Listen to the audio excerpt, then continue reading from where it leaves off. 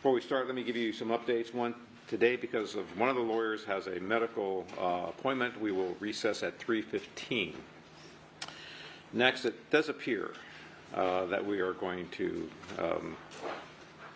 not finish this week, but not go too much longer. Again, I told you I have an issue that's next week, Monday, Tuesday, Wednesday, and Thursday. And I apologize again to you for that. This is something I can't change. There are others of you that certainly have schedules, issues. We're going to take that into consideration. But I'm hoping, well, I'm just hoping that everything will be far done, everything, before your trip. So, I've told you I've been, you've been a great jury, and I know this is a hardship, and I apologize. But we're almost done. We're almost done. With that in mind, Mr. Baker, you're still under oath, and people may continue. Thank you.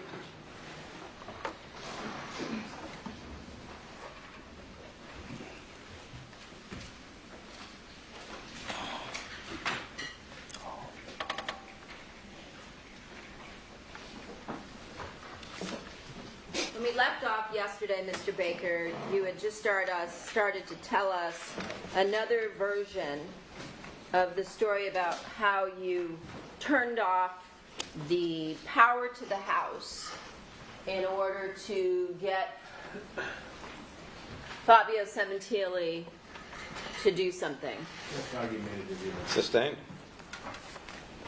Why is it that you turned off power to the house? To get him to come to get off the patio, turn off his TV. Okay.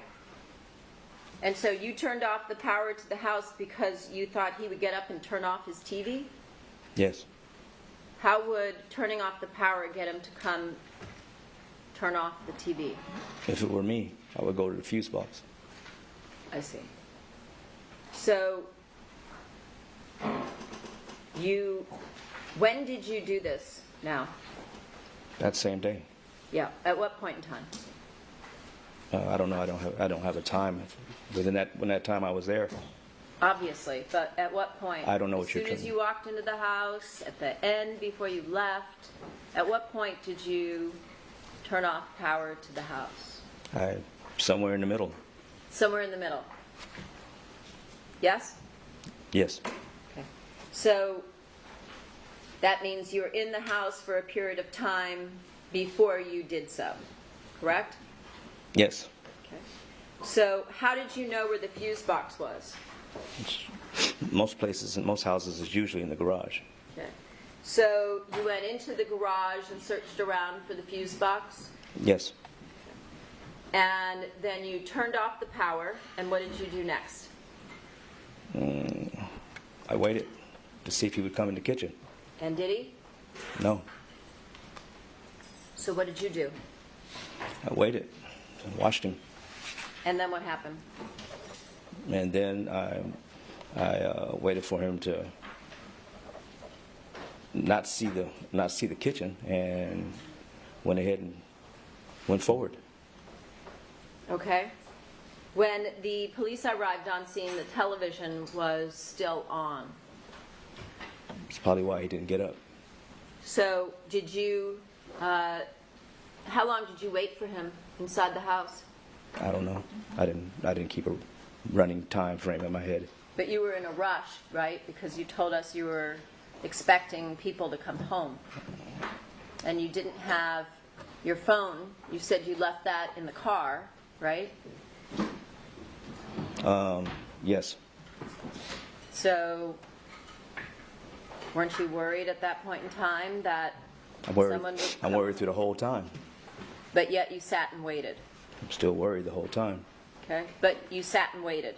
Is that yes? I had to wait, yeah. And so eventually you gave up waiting, I'm assuming? Well, yeah, eventually I had to go forward. Okay. And so did you tell Chris Austin that you were going to turn off power to the house? No, it was not too much time for talking. And when you went into the garage, where was Chris Austin? I'm not sure. You didn't see him. I don't remember. You don't remember. So he may have been with you. I don't remember. And after you turned off the power to the house, then were you watching Fabio from inside the kitchen? Yes, So he could have just turned his head and seen you through the glass at any time. could have. But he didn't. I'm sorry. Repeat the question? Sure, he didn't see you. I don't know. That's overruled. Well, he didn't see you because he didn't come in, right? You eventually I don't know said if he saw me or not. you went out to I'm him. assuming he didn't see me. I don't know if he saw me or not. I doubt it. So you went out to get him. Yes. And then at some point you told us you went back into the garage, right? You told us that you followed some wires that were everywhere that led you to the DVR, correct? Yeah, it was where the car was, yeah. Showing you what's been previously marked as People's 129. There's a 17 in the lower left corner. In terms of all the wires that you told us you followed yesterday, where are the wires? In the garage. But you told us that you followed the wires from the house to the garage. So I'm asking you, where are the wires In the that garage. you told the jury yesterday that you followed? In the garage. In the garage. So you didn't follow any wires? There are wires from the garage. Okay. And where were the wires in the garage? By the box. And where was that? I believe it was on it was on a back wall on something, a shelf or a closet or something. I can't remember. I don't have the layout in my head. And how did you know that the DVR would be in the garage? The wires. Yes, I saw but it. we talked about the fact that there actually aren't any wires in the house, as you said yesterday. That I saw the wires. Okay.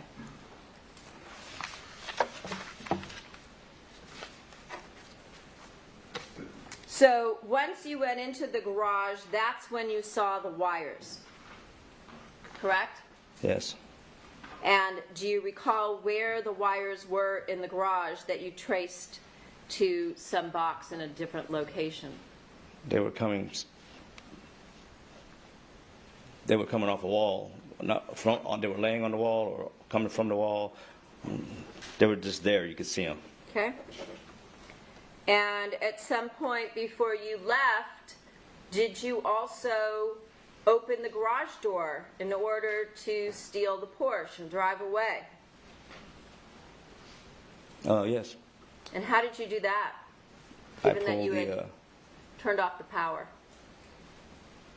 I pulled the emergency cord. Why didn't you just flip the power back on?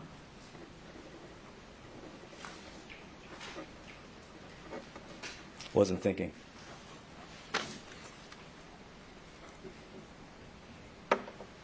And so, did you tell Chris Austin to wait in the Porsche at some point in time? I don't remember offhand, but I'm sure something like that happened. I'm not sure. So how did Chris Austin know to get into the Porsche? I said I'm not sure. I know we wound up there. I don't remember all the conversation. There was a lot going on. I don't remember all that. Well, you remembered a few days ago when you testified on direct. Has anything happened between a few days ago? Regarding today? about Chris getting in the Porsche, I don't remember that either. You don't remember him getting in the Porsche? So No, he might have about drawn direct, about being on direct and being asked about this. Okay. I'm not sure. So somehow Chris got into the Porsche. Was he in the Porsche before or after you? I don't remember. Okay. So it could have been after you. I don't remember. All right. And then what did you do? I guess we got in the Porsche and left. Okay. Who drove? I did. Was that because Chris didn't know how to drive a stick? I don't know. You don't know. I don't know if he knows how to drive a stick or not. Okay. You wouldn't have asked him that ahead of time in your plan. I'm not thinking about all that in my plan. You're not thinking about I a wasn't. getaway in your plan? I wasn't thinking about who's driving what car in the plan. I know I'm driving. I want to leave. What about in the plan? What was the plan on how you were going to leave? Were you always planning on taking the Porsche? No, I didn't know exactly at the moment. My plan was to go back and go down the same way we came, but time was running out. So which way did you go? Make a right and a right, then another right. I don't know the streets. I don't know the street names, so. Well, you said you lived in the valley. We went over that I don't know the yesterday. streets. So you made several rights. And where did that take you to? Eventually, it took us back to Ventura Boulevard. Wouldn't you have to go left to get back to Ventura Boulevard? At some point, there's a left somewhere. Okay. And then where'd you go? Behind Ventura Boulevard on the back street, and found the nearest empty spot there was and parked the car. An empty spot where? I don't know. You don't know where? No, I don't. I'm not driving back in the back streets like that. I just wanted to get rid of the car. Okay. And so were you in a commercial area, a residential area, an industrial area? I guess it was industrial, not industrial. It was part of the businesses on Ventura. I'm guessing. Near any particular location that you recall? No, I don't. Stores or anything of that nature? I was from the back, so I didn't see any of that. So you had no idea where you were? I got an idea where I'm at, but I don't know where I was at. But at some point you had to go back to the car. And I had to backtrack the same way I came to find it because I didn't know exactly where I parked the car. So you went back to the house in order to backtrack? No, I went back to the car where I parked it. Okay. And the keys, did you get those keys out of the drawer that we see here on the screen where there's a drip of blood in the number 12? Is that where you got the keys from? I don't remember. I don't remember. I know it was from a counter somewhere. There was a counter involved. So you remember that? It was a counter. Not in the drawer. It was a counter. I don't know which counter it was. I can't remember. I just saw him sitting there. And at some point in time, did you also, before you left, do any cleaning up? I tried to. With what? Rags. Where'd you get rags? I believe it was sitting. I don't know. They were just rags. I can't do it with my hands, so I took something and tried to clean up with it. And where did you get the rags from as you were doing your cleaning job? I really don't remember. Anything I saw available. So you found rags somewhere, Somewhere. and you started cleaning the house. I tried to clean what I could, and not the whole house, obviously. And what did you use to clean up? I was trying to look for Clorox and anything that was under the sink. And what did you use? Anything that was there. Did you tell Al Birdsong that you used apple cider vinegar? I don't remember that. Is that possible, since you've told us you don't remember a lot of things today? I don't remember a lot of things. It was almost 10 years ago. Okay. So would it be fair that you might have told Al that? I don't remember.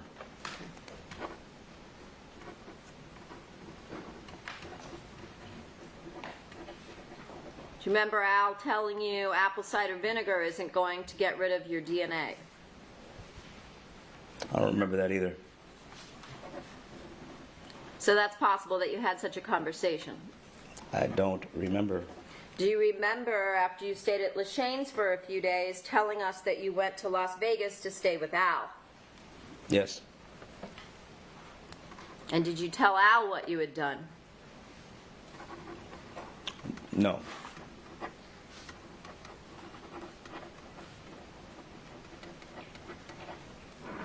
So if he had information regarding the murder that he said he got from you, he must have gotten it somewhere else? Objection and speculation. Sustained.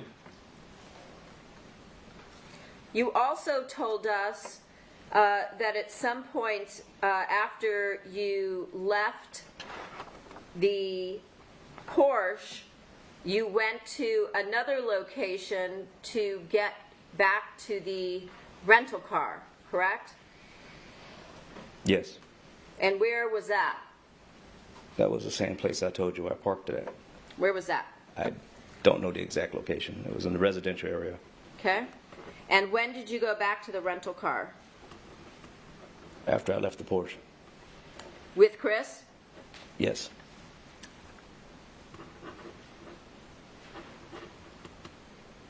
And when the two of you went back to the residential area and got into the rental vehicle, where'd you go from there?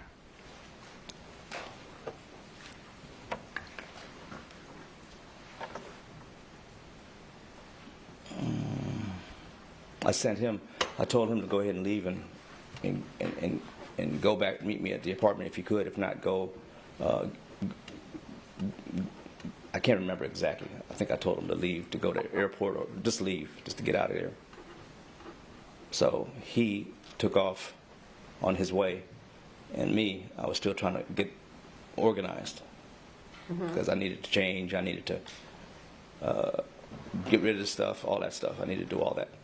So he, not knowing where anything was, you told him to just leave? I needed him to go. Uh-huh. And so where was he supposed to go? I told him to go to the apartment. If he needed anything, grab his stuff, whatever he needed, and leave and get out of there. Because Okay. I didn't know what was going on. Everything was happening too fast. So did you give him a key? I can't remember. So how would he have gotten into your apartment to get his stuff? I can't remember if I gave him a key or not. I must have gave him the key. I can't remember.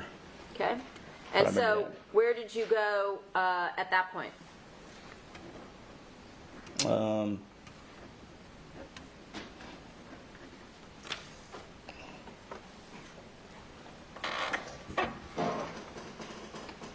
I think I tried to get rid of everything. So I Okay. went to the nearest bins to throw everything away. To So you throw- walked there or drove there? No, I walked. You walk now? Yeah, I walked. Okay. I'm still walking. I haven't moved the car yet. Okay. Okay. Then what? And then where'd you go? I got rid of the stuff in the bins, threw everything away. This is in this residential area? Yes. Threw everything away, got back in the car. I still hear sirens. I remember hearing sirens still. And I wanted to get out of there, but I just wanted to get out of there. So anyway, got in the car and went towards the apartment. You went to the apartment? I was trying to get to the apartment. I was going to go that way. I really didn't know really where I was going to go, but I wanted to get to the apartment because I knew I had to get to work. That was in this crazy chaos going on. And So on the way, I saw Chris running. He was jogging. And I pulled over and I told him, just get in real quick. Just get in. I looked around real quick to make sure. I just looked around just to see if anything was going on, anyone's paying attention. You know, it's chaotic thinking at the time. And then what? And then what? And then he got in the car. And where'd you go from there?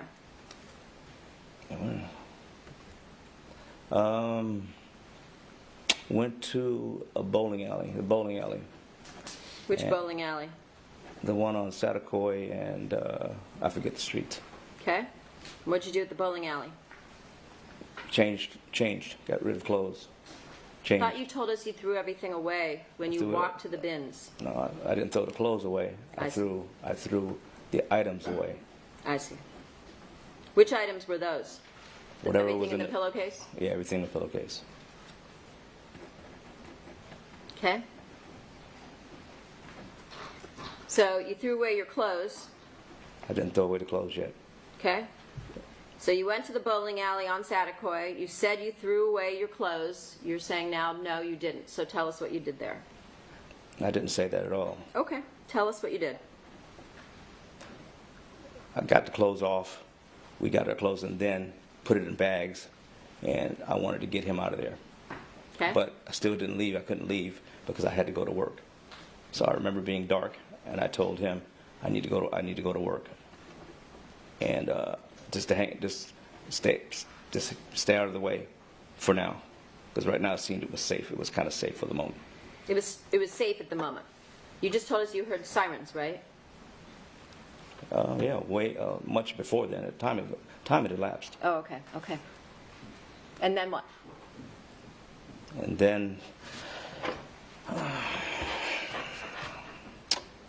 I went to the apartment. You went to the apartment. Yes. Okay. Did you take Chris with you? No. Didn't take Chris. So you drove him somewhere and left him off again in some street. He was in the bowling alley where it was nice and safe. I see. Okay. So you drove the rental back to the apartment. I walked. He stayed in the car. I see. And then what? I went to the apartment. And where'd you go once you were at the apartment? What'd you do? I Did you went go to LA in? Fitness afterwards. Did you go inside? Yes. And what'd you do there? In the apartment, Yes. change clothes, go to work. I thought you told us you had clothes already in the car and that you changed yesterday. You told us you changed your clothes at the car. Change clothes again. I see. Okay. And then? Went to work. And what did you drive to work? The black truck, The one with the battery issue. the one that had the battery issue. Okay. And how were you, how long were you at LA Fitness? Short time. What does that mean? Short time. Not the usual 3 hours, 4 hours I stay. An hour? 10 minutes? Short time. Don't know how long. No, I wasn't counting. Okay. And who saw you there? Who did you make contact with? Sheila, Ricky, Bagley, everybody saw me there. Okay. Sheila testified you weren't there until the 26th, so, You should check the footage. okay, we did that. So Okay. you don't come back on the You screen. didn't see the black truck pull up? No. That's amazing. Yeah. I was there. Okay. And then where do you go? Eventually I went back to the house. To the No, apartment? I didn't. I didn't go back to the house. I didn't. I went to the bowling alley with the truck. Drove to the bowling alley. Parked the truck. Got Chris in the car. And Where was he? he was in the bowling alley. He was sitting in the bowling alley. No, he was sitting in the bowling alley parking lot. Got it. In the car where you left him. Yes. Got it. And then where'd you go? Then told him to get in. Or not exactly. Something about let's get in. Let's get you out of here. And no. I left the truck parked. I got to the car into the rental, and then I wanted to get him to the airport, get him out of there. So I Okay. took him to a bus stop close to the flyaway, and someplace where there was no where I thought there was no cameras to see us both together, just in case. And he got out, and that was it. Okay. So what time did you get to LA Fitness? I don't. It was before. I was supposed to start the league, whatever time that was. Probably 6:30, 6:30. maybe. I'm guessing because I know you're Okay. going to try to hold me to it.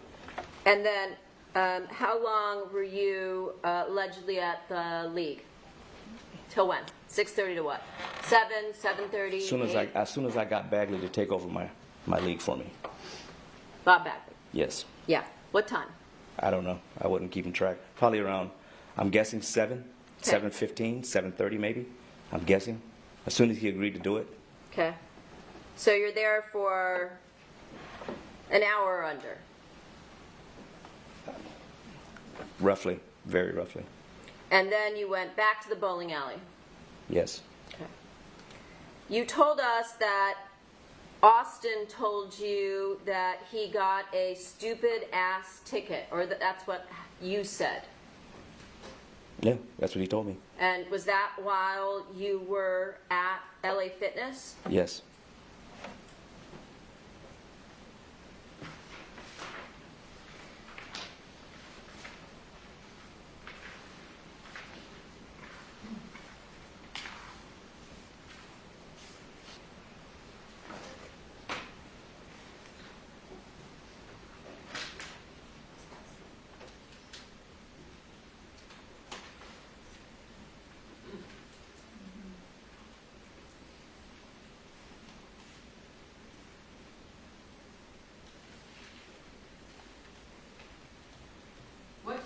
think you went back to your apartment?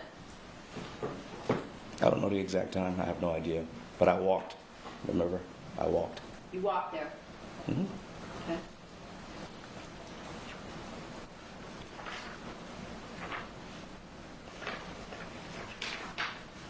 So I'm going to show you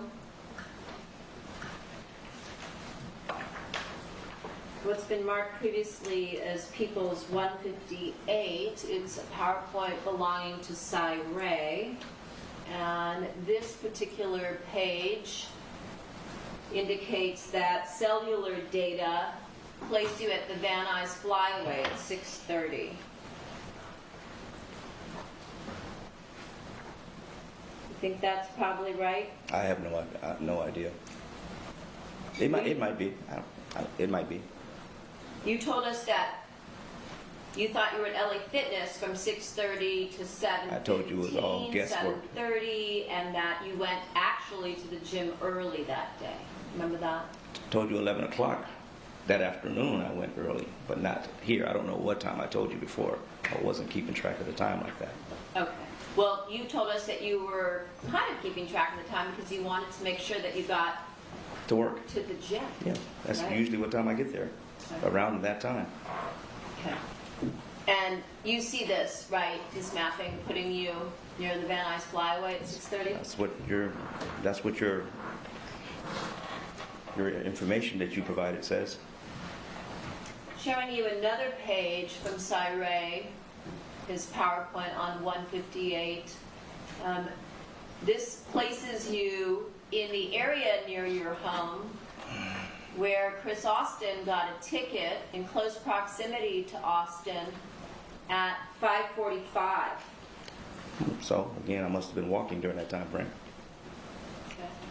So at some point, you obviously had your phone on you, right? Yes.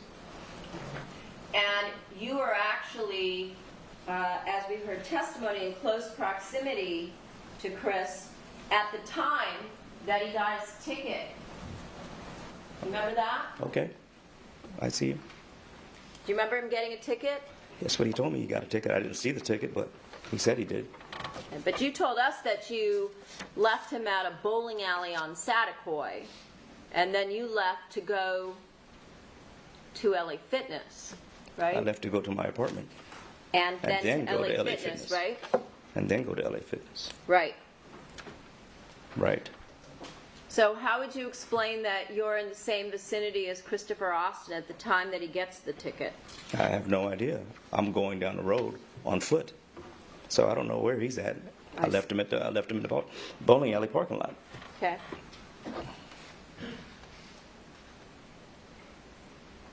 You also told us on direct examination that you went to the apartment because you needed to get rid of Monica's property, clothes that she kept at your house. Remember that? That was sometime during the night, yeah. Sometime during the night. Yeah. Was that before or after you let Austin off? I believe it was after. After. I believe it was after he left. And then your testimony on direct was that you knew they would look into her really hard. Do you remember testifying to that? Probably so. And who are they? You guys. Us guys. You. Okay. Me. Well, you're representation of the state. Okay. So you knew that we would look into Monica really hard, you said on direct. Why would we look into Monica really hard? Well, usually you're watching all the TV shows, and there you go. So by watching TV, you knew that we'd look into Monica really hard. If you watch the Datelines and all that, anybody who has a death in the family that's suspicious or anything or direct, you look into the family members first. I see.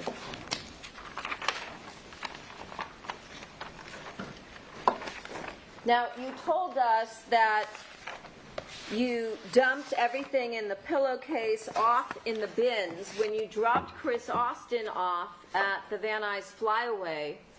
did you give him anything so that he could get back? Oh. Given that his flight wasn't for that day, and that you expected him to be there, as you told us, for a few days, and you were just having him there while you were waiting for some random opportunity to come up. There's a question in there. I'm trying to figure out where it is. What's the question again? My question was, what did you give, if anything, to Chris Austin? I had pulled out money. I had money that I had from my little stash at the house. I pulled out some money, and I still had some coins in the pocket, or the gold coins in my pocket. I thought you said you put those in the pillowcase. No, I said I put those in my pocket. I see. In the envelope with the documents? Yes. So that all fit in there too? It's not that big. Okay. And so you then did what? Went into your pocket and gave him what? I gave him. I actually didn't go into give it to him from there. I went to the house first. The house to get my gear and all that stuff. So when I came back, I had it on me. So I took the coins with me, and everything else was still. I think it was all with me. I'm not sure. I can't remember. But I remember taking the coins with me. Took some money with me. To LA Fitness? No, from my house. Well, you told us that from your house you changed and you went to LA Fitness. I'm trying to remember. So with those items, I had those items with me. The money and the coins with me. Again, I knew. to LA Fitness, right? I was at my house first. I wound up going to LA Fitness. And you said you took the coins with you, right? Yes. Okay. And so you had the coins with you at LA Fitness. No, I don't remember if I took them with me or left them in my truck. I can't remember if I did that or not. I may have left everything in the truck. Okay. Because I did get in the car to go there. So I'm not going to go in there with money, with a lot of money in my pocket and gold coins. Safer to leave it in the car. Yes, for me it is. Right. The same car that you told us earlier was broken into when your laptop, your computer was stolen, right? This was 6 months later you're talking about. Uh-huh. So, yeah, it's not the same car. Okay. So you weren't driving the Ford Expedition. Bless you. Say again? You weren't driving the Ford Expedition Which day? that night. Because you're bouncing around, so I'm trying to keep up with you. That night, I was driving the Ford Expedition when I went from my apartment to the gym. Okay. So you leave the coins and the money in your car, in the parking lot in Woodland Hills, and then you go where? In LA Fitness. Okay. And when you came back, you then told us you drove back to the bowling alley, right, to meet up with Correct. Chris. Correct. And then he gets in your car, No, you get in his car. I leave the truck behind. You leave your truck there, Yes. okay, at this area where the bowling alley is, on Satiquoy. Yes. Okay. And then you drive or he drives?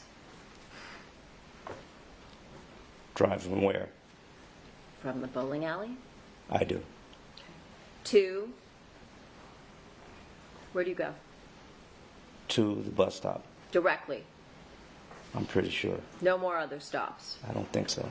Okay. And you give him money Yes. and you give him gold coins. Yes. How much money?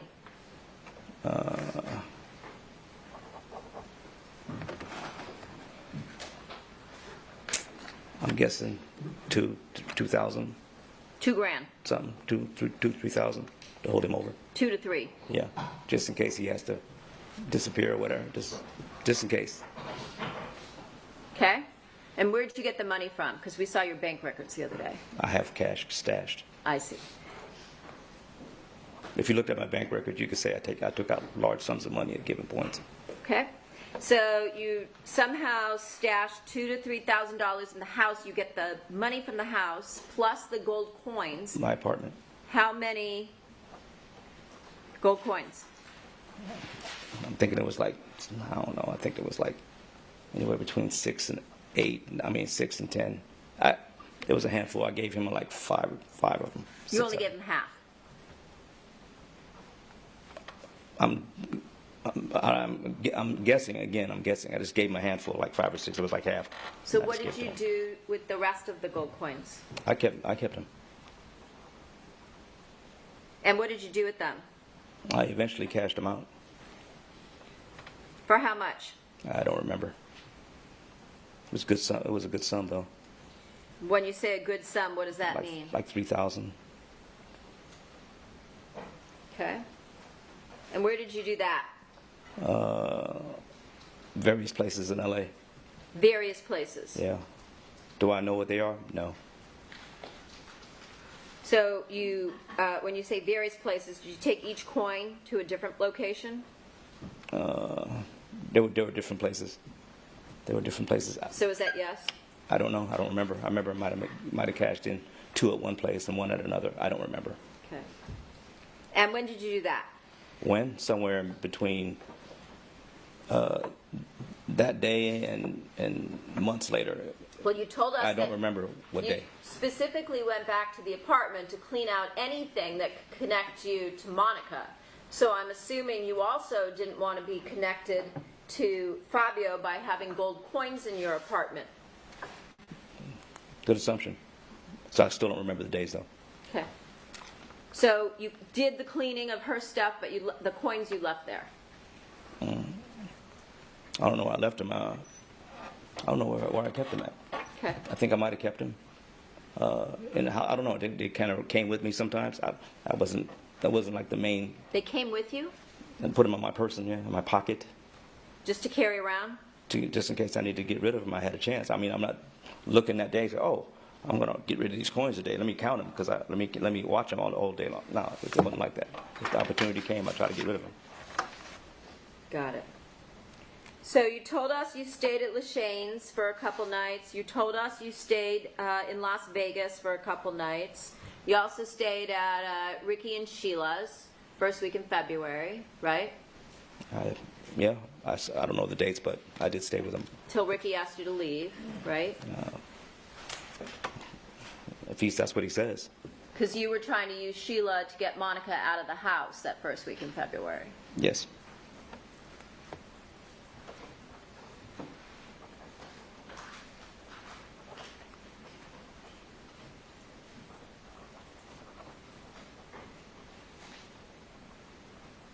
And then the following week, after Ricky kicked you out, you went to Glendale and you stayed with your friend Roger, right? Callie B? I stayed over there a couple of days. How many's a couple? I didn't keep count. I don't know.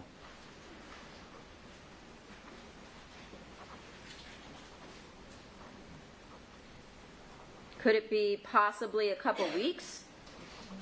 I don't remember how much time it was exactly. And while you were there, Monica came numerous times and picked you up, right?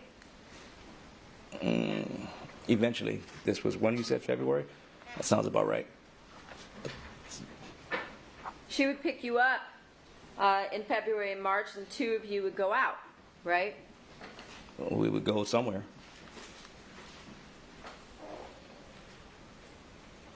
And then she would come back and stay at Rogers with you for a while. Yes, sit and have a drink, stay off the streets. For me, I didn't want to be on the streets.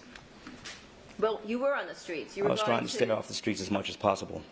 You went to clubs. I'm trying to stay off the streets as much as possible. Did you go to the parlor bar? Who? The parlor bar? I don't remember these names. You don't remember? You were there several times. I don't remember the names.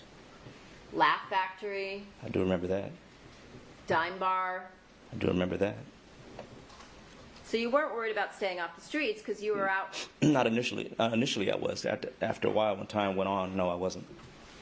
So in February, enough time had gone on. Not a little bit. It wasn't quite comfortable yet. Comfortable enough, though, to go out, right? I went out. Okay. And after you abandoned your job, somebody else took over at LA Fitness, right? You didn't go back there. For my job, I actually made sure someone took over. So I didn't know. So I had someone take over the job. You had someone, not the company. Well, the company did, but I made sure Sean? that he got the position.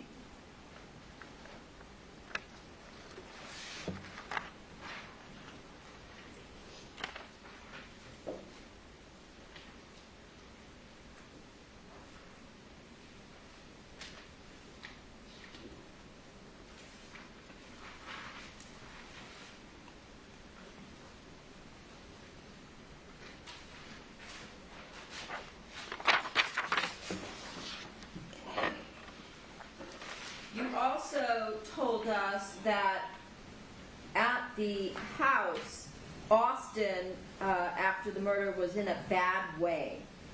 What did you mean by that?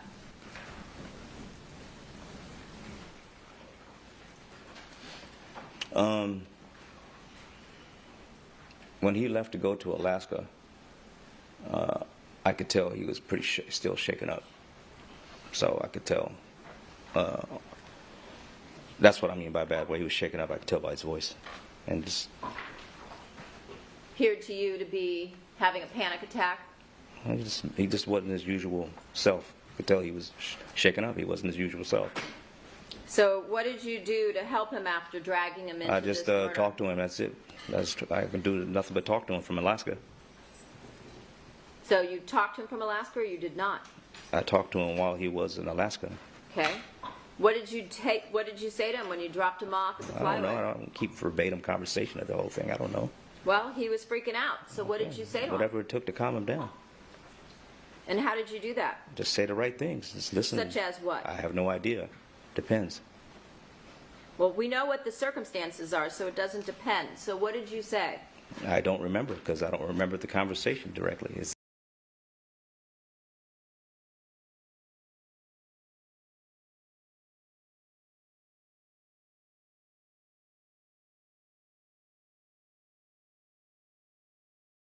Just something to calm him down, whatever it was.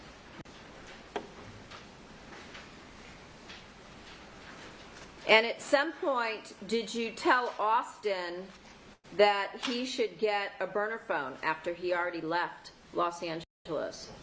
At some point I did. Okay. Do you remember how you did that? I think on the phone, using the phone. How about through a Facebook message? Oh, I don't remember. No? I said I think. I'm not sure. This is a long time ago.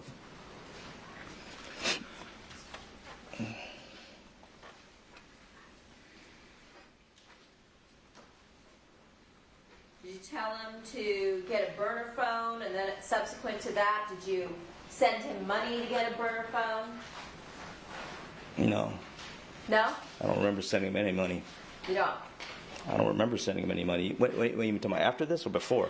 After. There was no need for me to send him any money. He had money. He had money. Okay. Thought you told us that you gave him an ATM card previously, and that you told him he could use the money whenever he wanted for anything he needed. Yeah, Did you good. continue putting money into the account At that was point? connected to the ATM that he pulled out in Alaska? No. Okay.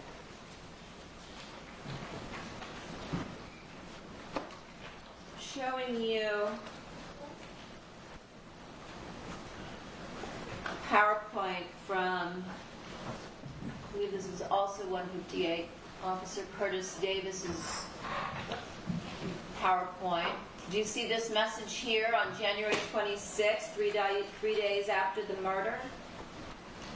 Yes.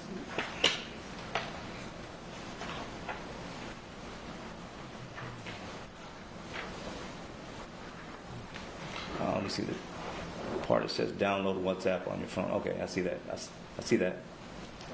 That's the app that you registered for at 11:40 at night after you dumped Viber, you and Monica both on the day of the murder you talked about. Remember that? I remember. Was it glitchy? I don't remember all those little details, but I'm sure you're going to tell me. Well, you can see it right here, right? I see what you're showing. I see what you're showing me. Yeah. Do you remember I don't remember sending any a of this. message to Chris, download WhatsApp? This is 10 years ago. I don't remember any of this stuff. Okay. And then did you also remove Christopher Austin from your friends connection on Facebook that same day? I probably did. I probably did. The one here with the direction to download WhatsApp is page 159. Now I'm going to show you page 66 from that same PowerPoint from Officer Davis. Do you remember on that same date that you removed him at 1:52 in the morning? I probably did. I don't deny that. And why would you have done that? Cutting ties. And why would you have done that? Because the murder was done So you were cutting ties with him because the murder was done. with him. Yeah, well, just starting that process. Yeah, Starting the process cutting of- communication with normal routes. Yeah, Okay, but you told us that when he came out to Los Angeles, not only did the two of you discuss the murder, but you also discussed the fact that you were starting a new business and you wanted to talk to him about that. well, that was going to be put on hold based on what was going on right then. Well, you had planned to commit the murder. That was the whole point in having him come out. We And talked about that, We also talked about the business that was going to come later too. right? So you're not cutting ties with him. For the moment. I'm sorry? For the moment. For the moment. Yeah. And what was the purpose of that? To cut ties. For what purpose? To get distance for the moment. So you're cutting ties with him so that the two of you wouldn't be linked. Correct? Or reduce it at least. Okay. Going to be linked regardless, but just reduce it as much as possible. And then the two of you began talking on a burner phone, Yes. right? Right. So there was still a link because you're still communicating. Now the two of you are just talking through two different burner phones. Not normal. Not a normal way to conversate. I see. What? Conversate. Conversating. Not a normal way to conversate. Okay.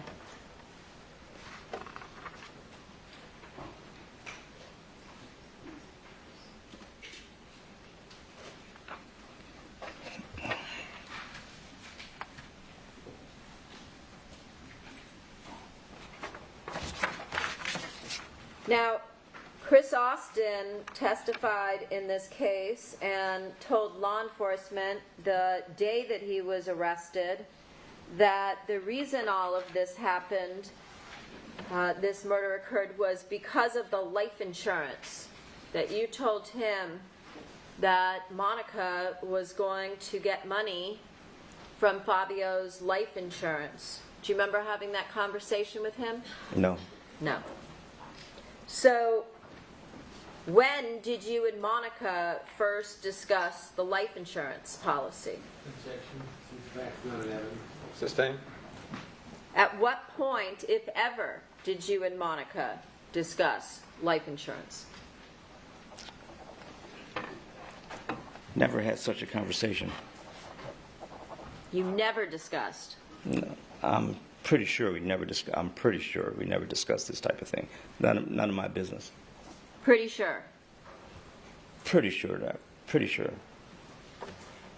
pretty sure. I mean, we talked about a lot of things, so I'm pretty sure. Pretty sure. Like percentage-wise, 80%, I'm not doing 90%.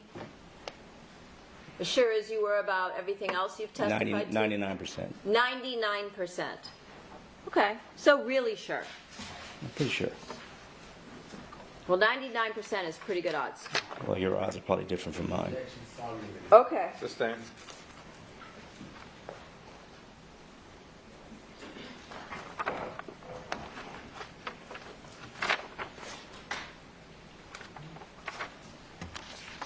If you never discussed life insurance, 99% sure, with Monica, why were you the first person she contacted when she received an email from Detective Harshal saying that she had been cleared to collect the life insurance? Objection, that's argumentative. It's overruled. Well, you would probably have to ask her that. So you don't know why she would contact you. Not her daughters, who she was so worried about not getting the insurance, but you. Like I said, you might have to ask her that. So if she sends you information regarding what she received from Detective Parshall about being cleared for life insurance, you wouldn't even know what she was talking about. The only thing I knew about was she was concerned about paying the mortgage and paying bills. That's the only thing I know about. So maybe she was excited about it. She was excited about it. Maybe she was excited about whatever she was dealing with there.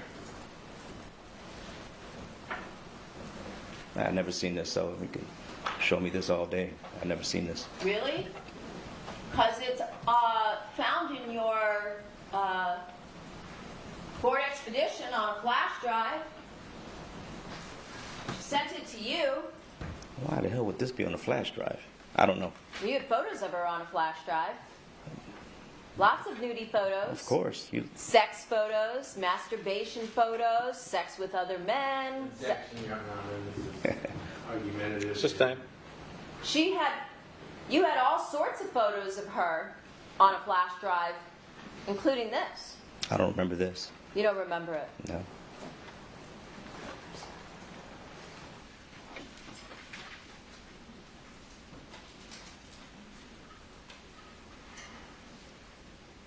And see this? It says, we're clear on the letter for the life insurance. Secretary typing it up, and MetLife should have it by the end of next week or the following week. See that? Bless you. Yeah? I see it. Showing you what was previously marked as People's 176, an extraction from Monica's phone.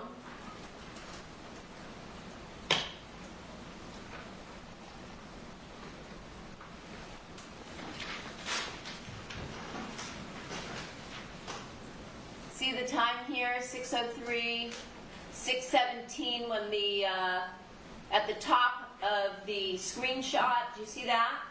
It has nothing to do with me. I see it, but nothing to do with me. All right. That's dated June 9th. Same day, June 9th.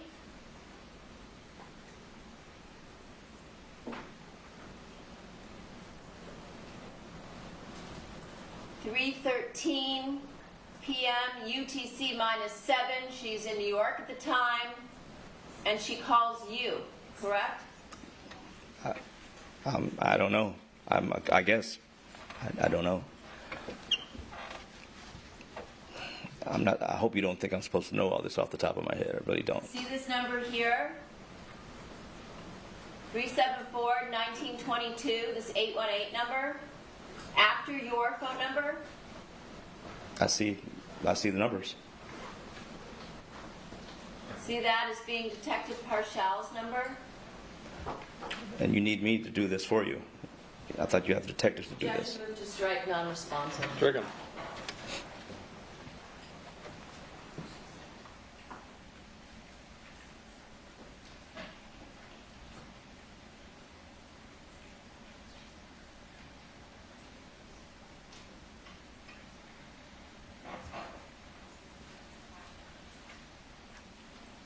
Did you talk to her while she was in New York? Before she went to Toronto at the beginning of June? I talk to her all the time. So is that yes? I don't know. But I do talk to her all the time, so I can't say no. Okay.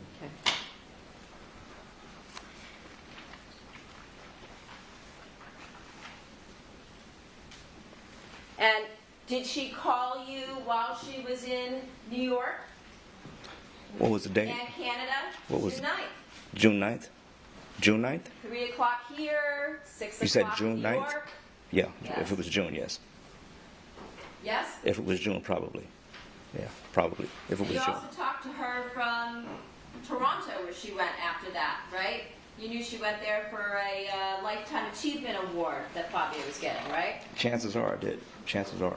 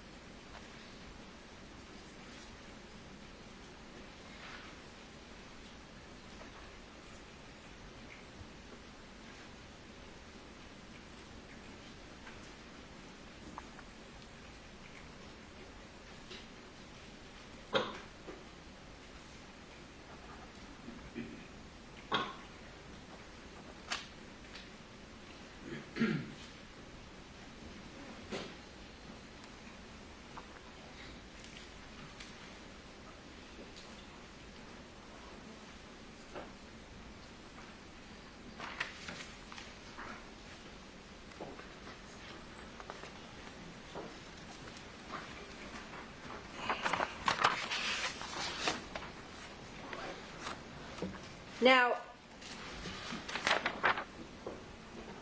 you also, I believe, told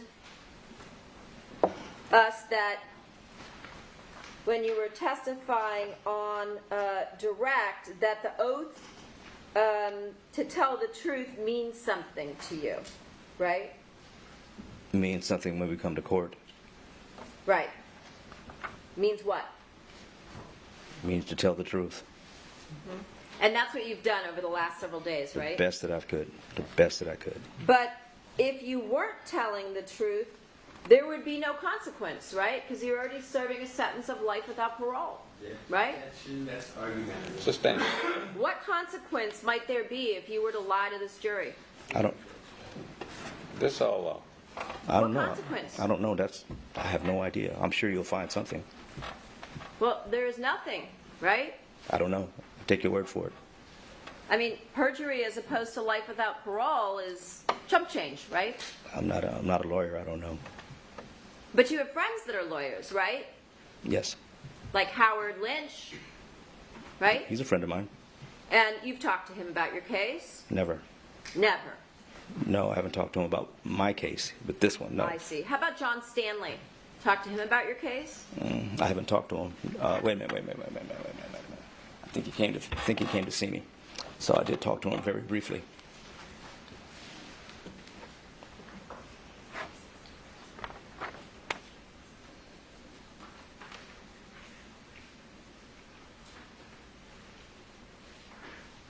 I think you also told us that you, on direct, you made up the name Jaybird or JB when you talked to the defense as the person who you committed the murder of Fabio Sementilli with. Do you remember that? Yes. And you said, you told the jury that you told the truth about Austin when you called your mom, and your mom said they were looking for JB, right? Yes. Did your mom say who they were?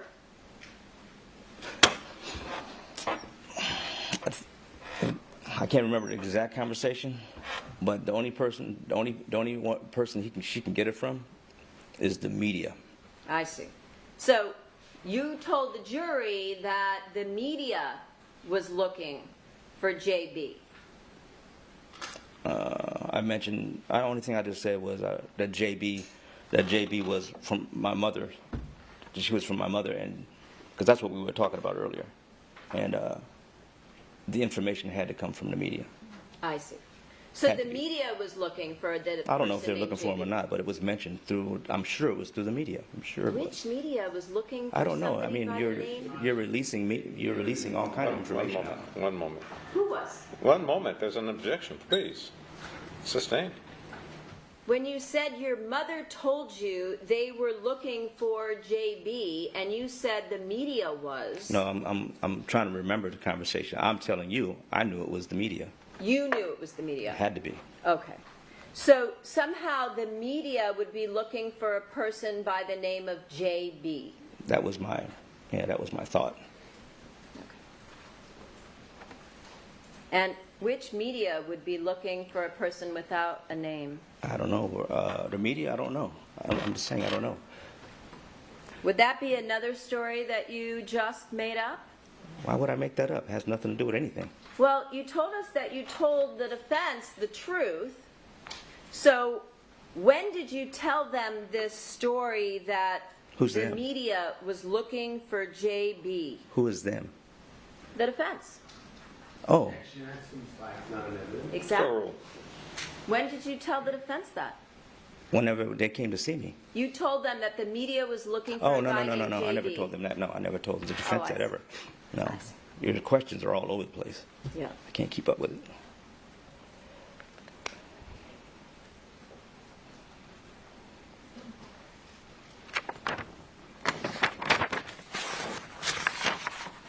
Now, you also told us that you never told Monica that you committed this crime, correct?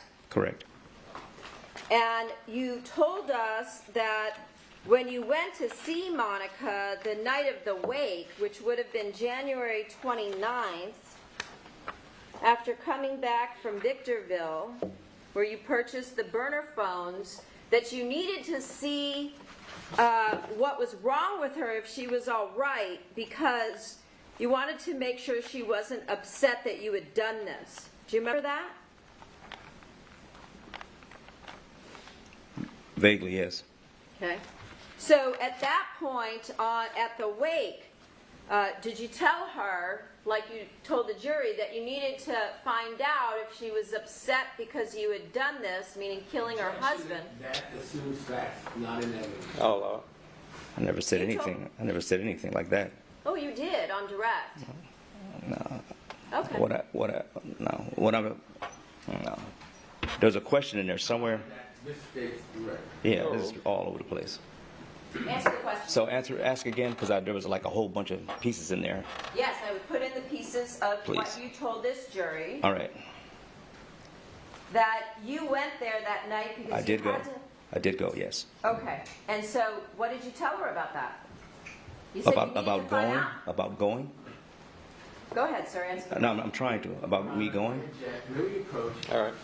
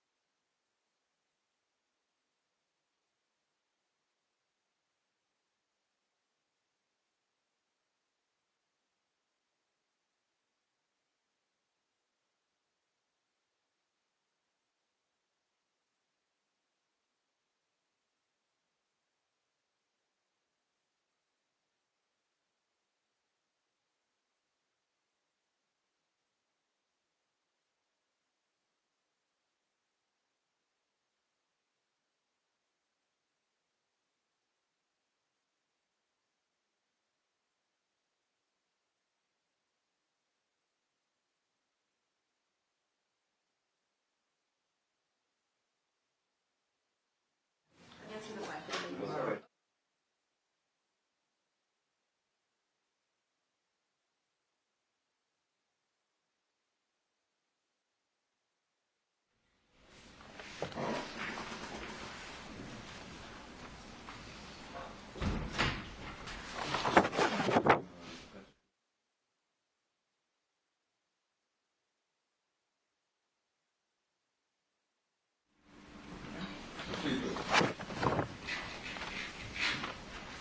Go ahead. What did you tell her at the wake? That's what that day you're under house for there. So, silver rule.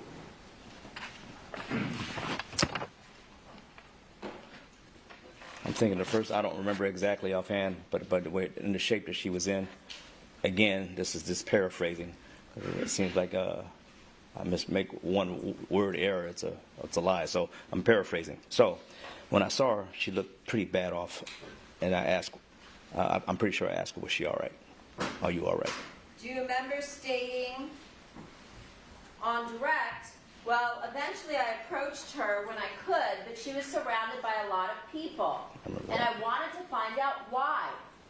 I mean, I know why she was messed up like that, but I wanted to find out what the hell was going on with her. Like, you know, like, is she losing it because of me doing this thing? You know? And that's what it was. I was just trying to see Okay. if. And then Mr. Levine cut you off, and you said if you were responsible, Your Honor, and you said, One yeah. moment. that's the finding, cut it off. That's what it says. It says see if, and then Yeah, you're interrupted. all that was going on at the same time in my head, but I'm trying to go step by step with you here. But in my mind, are you all right? Because you look bad off. Right. And so, did you ask her, like you said, are you messed up because I did this thing? No, I didn't say You that. didn't. And why not? If that's what you were worried about, why didn't you ask her that? Because it would say that I did it. Because what? It would say that I did it. Okay. And so that's what you told us, though, that you wanted to make sure she wasn't upset because you did this thing. I wanted to make sure she wasn't losing her mind and totally upset, period. Okay. 'Cause it looked bad. So when you talked to her, you didn't say anything. I'm sure I said something like, are you all right? And she barely spoke. I was barely audible. I see. Okay.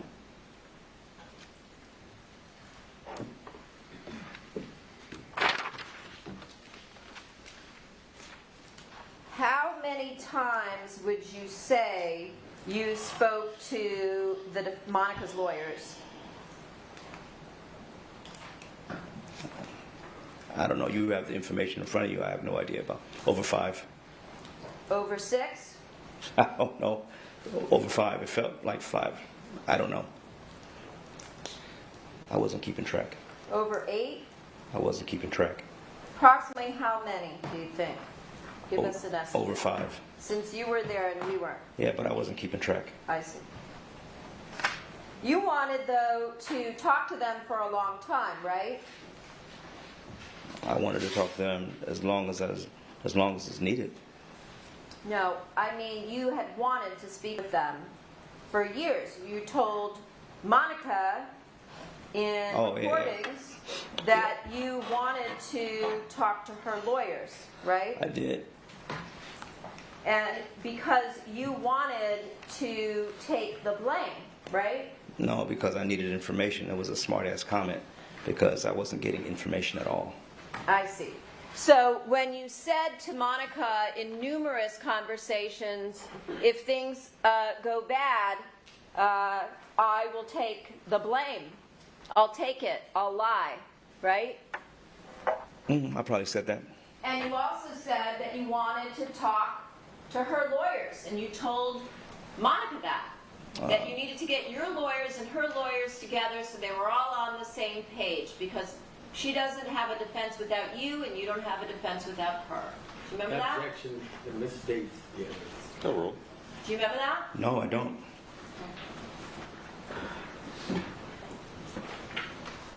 Showing you People's 217. Do you recognize this shirt? It has a 1 in the lower left corner. I remember. I don't remember this. She's wearing a shirt. She probably got it from me. I just don't remember it. Do you remember telling Detective Gable and Detective Tellis on June 14th after your arrest that the shirt she was wearing the day you guys were arrested, which is this shirt, that she got it from you? I don't remember all that. Do you recognize the bedding? Actually, I do. Yeah, whose bedding is that? That's hers. No, it's yours. Oh, see, that's how crazy I am. Wow. I could have swore it was hers.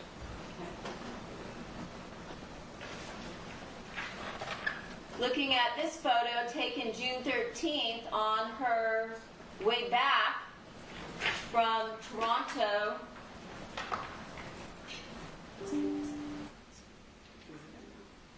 this is nothing marked?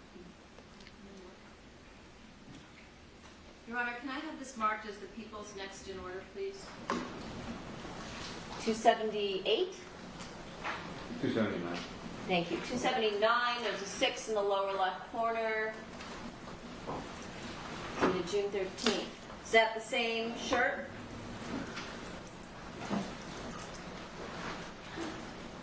Looks like it.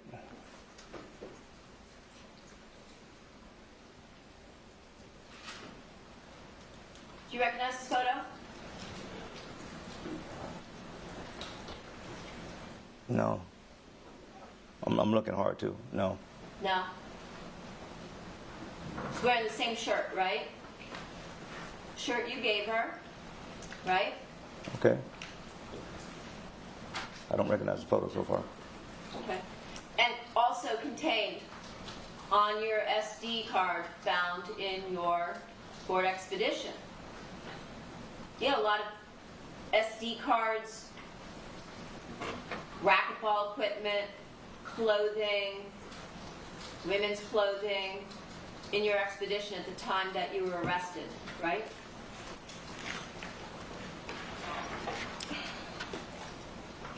In my Expedition? I don't remember. You don't remember?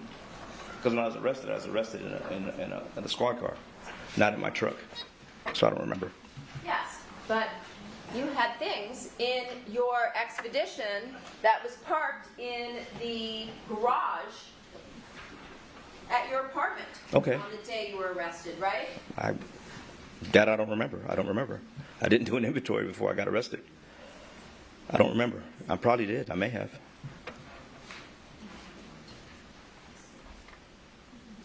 Do you remember telling Detective Gable and Detective Tellis, actually you asked them, hey, yeah, well you saw the shirt, didn't you, on her? That was a gift I gave her. Oh. And the detective said, oh no, and you said, so you didn't see the army shirt? And the detective said, yeah. And you said, did you see the back? It said, it will defend. And the detective said, yeah, right, okay, very nice. Oh, so, and you said it was a gift that I got her, because I can't wear it here anywhere. Remember that? Not really. I don't remember that. I don't. It's too long ago. Did Monica ever ask you if you had committed this murder? No. Never asked you that. No. How about after the two of you tried to explain away where all your DNA in the house came from? Objection is argumentative. So rule. Say that one more time. Sure. We heard you in an overhear talking to Monica a couple of different times, trying to explain away the DNA that was found of yours at the crime scene. Oh, not explain away, but those were the reasons. But Right. okay, You were saying it's just a few drops, right? that's what I was Said told. that's what she told them. It's just That's a what few I was told. drops. That's what I was told. So again, at any point in time, did she ask you, hey, did you murder my husband? No. Never. And you still love her, right? That's why you're here. I love her. Of course, I still love her. Of course, Yeah. I do. And you hope that at some point the two of you will be together. It's never going to happen. Right? It's never going to happen. Okay. So you didn't talk about conjugal visits in the future or anything like that if she were to get out? I don't remember. I might have. Did maybe. you ever talk to her about the fact that if she got out, you wanted her to go home, but you needed her to support you and put money on your books and things of that nature? Did you ever have remember that that. kind of a conversation? I don't remember that conversation. So if that was recorded, it just would be that you didn't remember. I just don't remember. I see. You're recording it. I don't remember. I see. You told us, though, that you lied about Chris Austin's involvement because you wanted to protect him, right? Right. And you were much closer to Monica than you were to Chris Austin, right? Different types of relationships. Okay. So again, you do anything to protect her too, right? That's what you do. If I could. If I could. Do you remember telling Monica in a overhear from August 24th of 2017 that you will flat out lie for her and that you need to start stockpiling because you don't have support out there? And Monica told you, if I get out, you'll have my support. Do you remember that? Yeah, at the time, she thought I was innocent. Yes. Counsel, let's take a morning recess for 15 minutes. The admonition applies.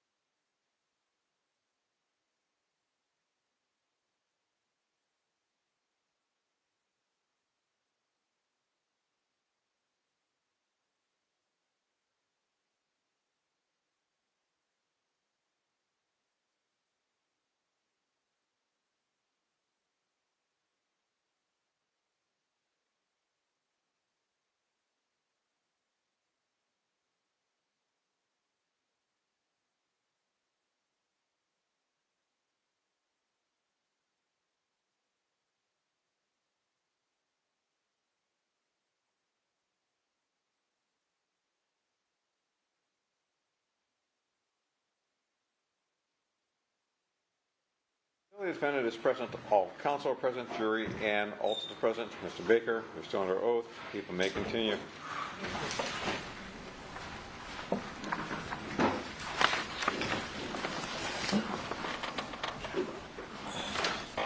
If you didn't discuss committing the murder of Fabio Sementilli with Monica prior to the murder, how did you know that your plan might backfire? How did you know that your plan might do that? I mean, how did you account for that? Like, what if she, after the murder, decided she couldn't afford to live here and move back to Canada? Sorry, counsel. That is a compound. Did you consider, if you're telling the jury that you didn't discuss your plan with Monica to kill Fabio, that after the murder, she might move back to Canada? She might have. So wouldn't you have been in a better position to continue the relationship where you could see her whenever pretty much Fabio was at work or traveling? I thought about it. And? Yeah, it could have went either way.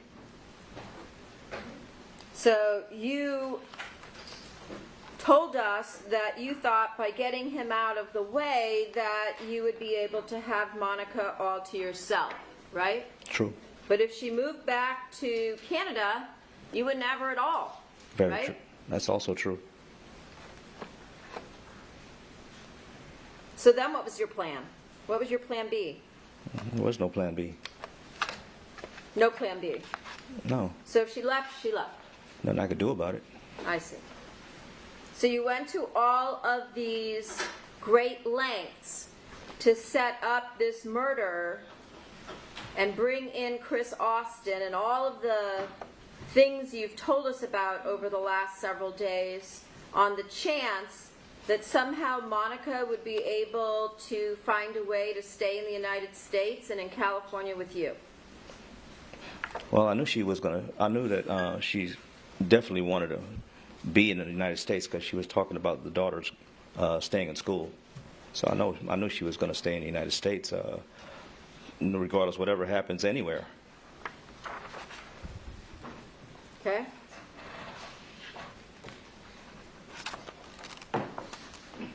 Do you recall, after your arrest, being placed into a cell that you talked about with Monica with a cellmate? Could have been. I don't remember. Do you remember telling your cellmate to be careful what he talked about because the cell contained cameras and recorders? Probably. I don't remember. Do you remember telling your cellmate everything that you say is being watched and recorded? We all think that way, yeah. You thought that? I don't remember saying it, but we all think that way. Okay. I'm just asking what you thought. I always think we're being recorded. Okay. And did you also tell your cellmate that you know how to work the system? I don't remember that. You don't remember that? No, I don't remember the cellmate. I've had a few cellmates, so you gotta help me out with that. Well, it was the date you were arrested, as I said on this case. In Van Oh, okay, I got you. I don't remember that conversation.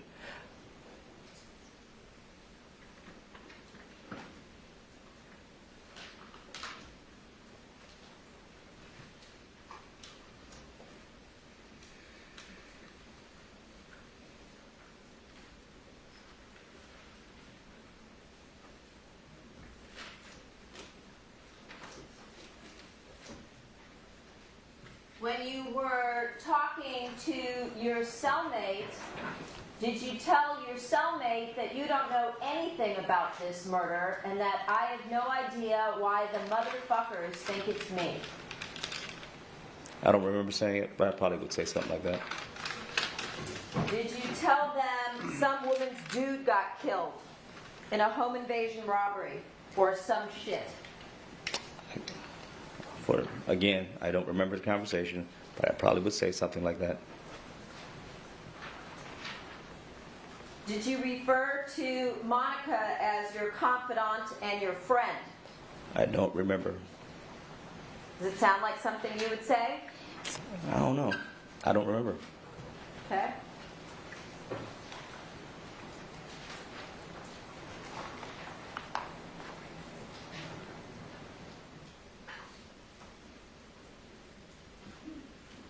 Do you remember saying, I'm trying to keep her cool. I'm trying to see how she feels. She's like a confidant, friend, you know? I don't remember the conversation. Okay. Did you tell your cellmate that law enforcement had the wrong motherfucker? I don't remember the conversation. Does that sound like you? Could have been. Do you remember telling your cellmate Fabio was a big-time celebrity exec? This motherfucker was high profile. He was big time. I don't remember that. Did you tell your cellmate, it ain't me? I know it ain't me. I don't remember the conversation. Okay.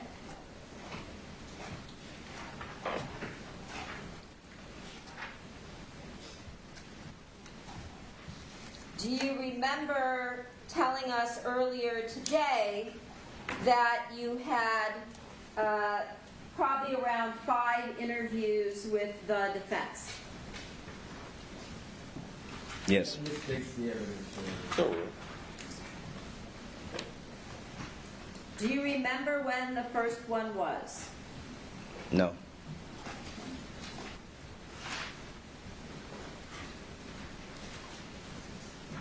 Do you remember when the first one was in relation to your plea in this case, which was July 7th of 2023? I don't remember the exact dates. Okay. How about August 7th of 2023? Remember that? I don't remember dates. I don't log this stuff down. Okay. Do you remember that in the first interview, you talked about the letter that you wrote to Monica?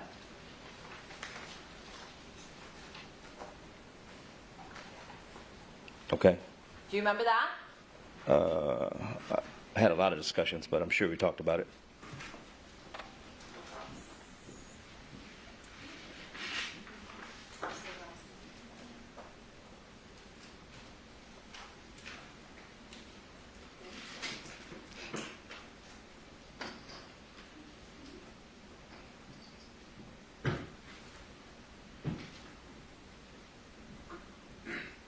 Showing you people 628. I think that's defense. It is. Sorry, defense 628. Do you recognize the writing here? Yes. Whose writing is that? It's mine. And this is the letter we talked about yesterday, right? Where you told us that you spent an entire day writing this letter, right? I spent some time, yeah. I wrote the letter. You wrote it. I wrote it. And you gave it to the defense. Yes. And this was your attempt to apologize to Monica, right? For killing her husband. To make it easy for you, yes. I'm sorry? To make it easy for you, yes. Okay. Well, I don't want you to make it easy for me. Is that what your intent was? Isn't that No, what you told the because- defense on direct? No, I'm just making it easier for you, so that way you can say it's me who Objection, wrote it. non-responsive. Move to strike. Stricken. Again, did you tell the defense on direct that this was your attempt at an apology? Probably. And then did you give it to the defense to give to Monica? Yes. And so here you wrote that you have a lot to say, right? And the first paragraph that I'm pointing to here, as much as I want to apologize to say I'm sorry of what happened to him, you and everyone else, it will never be enough for me to emphasize, especially to you, right? Yes, what I wrote. And in the letter, you knew that the murder occurred in January, right? You wrote January 2017 when this all happened. Right? I wrote it. Is that what you wrote? Yeah, because I didn't even know the date. Okay, but you wrote January 2017. Yes. So you knew the month. Yeah. And you knew the year. Yes. And you said your intent was actually to deliver a gift for Monica's birthday, right? Correct. However, unknowing it was an unforeseen disaster, right? Is that what you wrote? That's what I wrote. And then you said it got worse, right? A disaster for which I feel horrible. It got worse. Yes. Okay. And then you wrote, it was supposed to have been a good thing, but it went horribly wrong. Right? I wrote that. Okay. And then you said, who could you tell? Who could you explain this to? No one, right? Talking about me, yes. And then you said the incident, meaning the murder, plummeted you into your own mental chaos, right? It did. And then you said,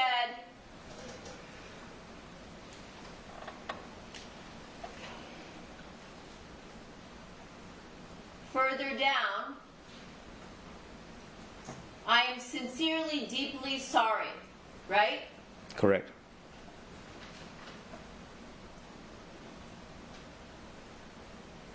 And then you wrote about, in this letter, about how you and Monica did various niceties of dropping notes on our cars or places that was personal, right? Yes. Slipping cards, mementos, and gifts. Correct. And that you prided yourself on turning up the niceties a notch at times, right? Yes. That you would leave notes, cards, gifts in or on a car she would drive all over the valley. If I could. I'm sorry? Yes, that's what I wrote. And that placing drawn posters with messages only she would know were hers, placed on routes she'd travel, right? Yes, I wrote that.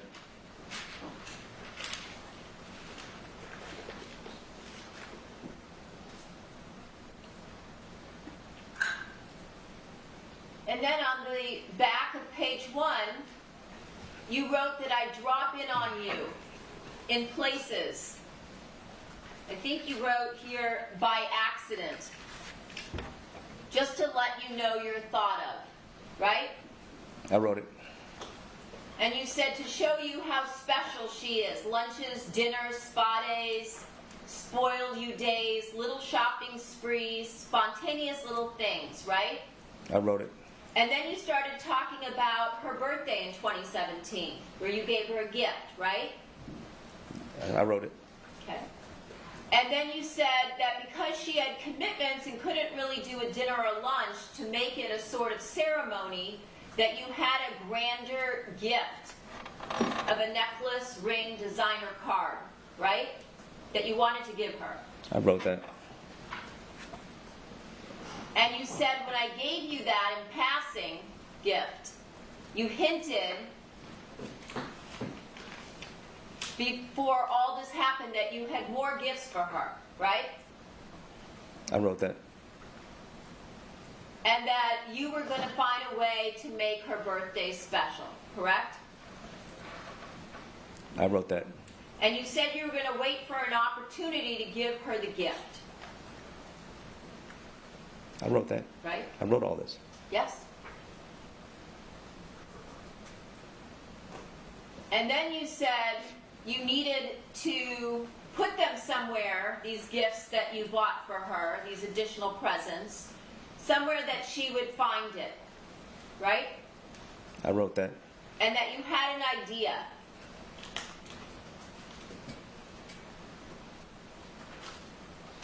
right? I wrote all this. You said you had a little impromptu drop-off plan. Package the gifts up, place it under the seat of her car, right? I wrote that. And then you said, but that would require a lot of surveillance.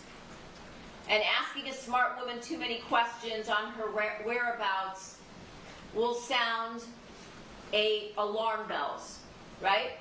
I wrote that. So then you said, when you told us just a couple minutes ago that you didn't know the date, in here you wrote the date, right? Days before the 23rd of January. Yeah, I always kind of knew what the date was, but I didn't really know the dates. But yet you wrote it. I know, I get that. I get that. I really don't know dates that well, but go ahead. Yeah. Okay. But you knew it here, right? Okay. And so you said that you coordinated that a package was going to be delivered to her on a league night, right? Racquetball league night. Correct? I wrote that. And that you plan to have it dropped off at the gym. And if that wasn't done that night, it was going to be placed under the seat of the Mustang in the driveway as a last resort by a paid deliverer. Correct? That's what I wrote.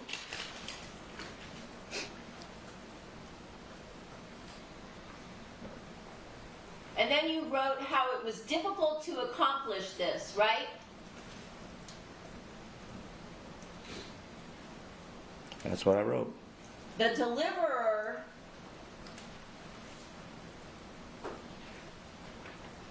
that you contacted wasn't available, so you were forced to wait for another time, right? That's what I wrote. And you said the opportunity came up on the 23rd of January. Again, the date. That's what I wrote. And you said that instead of dropping it off on the windshield, you were going to bring it to her home, right? That's what I wrote. And you talked about how you met to play racquetball, that Monica mentioned she was barely able to squeeze racquetball in because her day was filled with busyness and errands, right? Says the opportunity presented itself, you and I met to play racquetball. Okay. And you said the more you listened, you got the feeling that everyone at the house was going out running errands also, right? Yes. So you said you saw the potential to deliver the present. Yes. And so basically you told Monica that you were planning to drop off a gift to her at the home, right? That was the intent of the letter. Okay. And you talked about placing some jewelry and a card somewhere in the house where she would be surprised, right? That's what I wrote. And you said it had to be in a place where she would find it and no one else would stumble across it, right? That's what I wrote in So this you letter. decided that you were going to place this gift and this designer card on her pillow, on her bed, I just wrote that in the letter. right?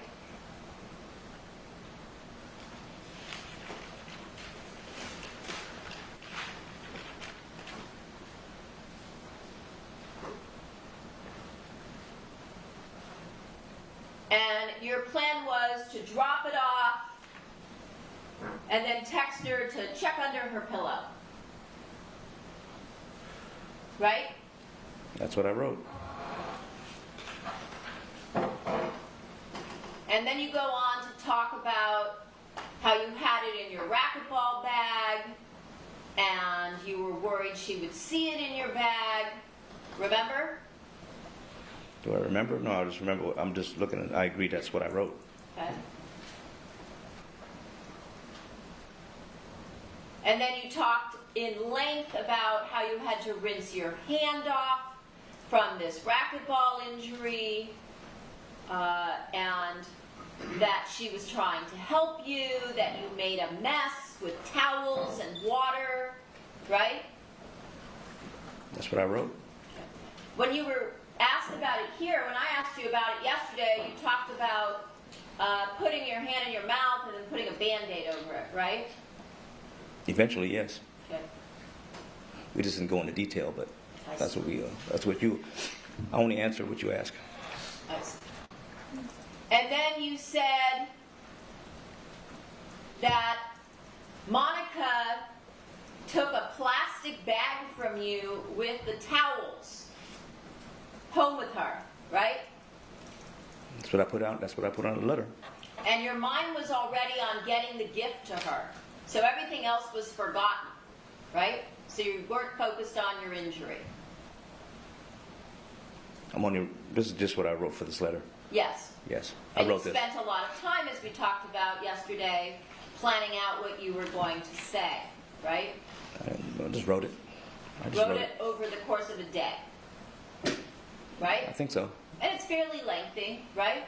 Front and back, as we talked about. Okay. Every single line, right? Okay. And so you said that even to drop off a gift, you decided it would be better if I had an extra set of eyes, right? That's what I wrote. And you never use the name Fabio, just like in the overhears. Instead, you refer to him as him, right? I might have. I mean, I'm sure I do. I don't usually say his name. Right. And neither did Monica, right? Two of you only refer to him as he or him. I only speak for myself. Well, in the overhears with her, But that's on the you. two of you did not in 60 hours I ever just use speak. his name, right? I just speak for myself. Objection, move to strike, non-responsive. Stricken. And then you said it irked you to have him think he burns you on time, effort, and partial payment, right? What are you referring to?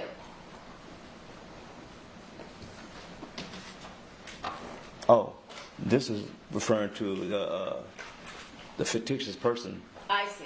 That's what that So meant. you went into some detail on how this fictitious person irked you. Yes.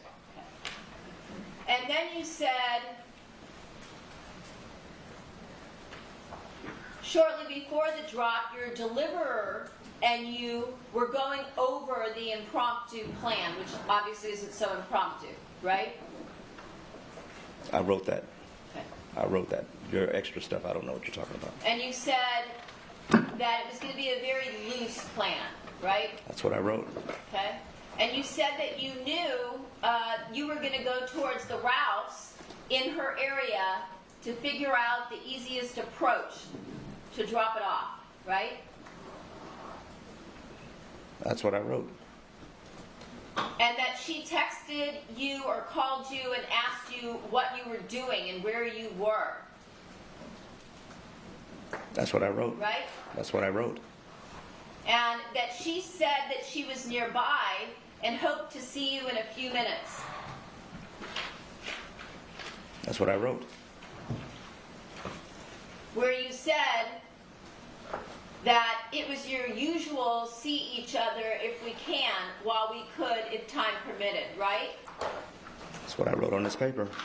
And then you said the two of you met up at the Target, right? So in this letter, you're talking about, again, on January 23rd, where you and Monica met up at the Target parking lot, right?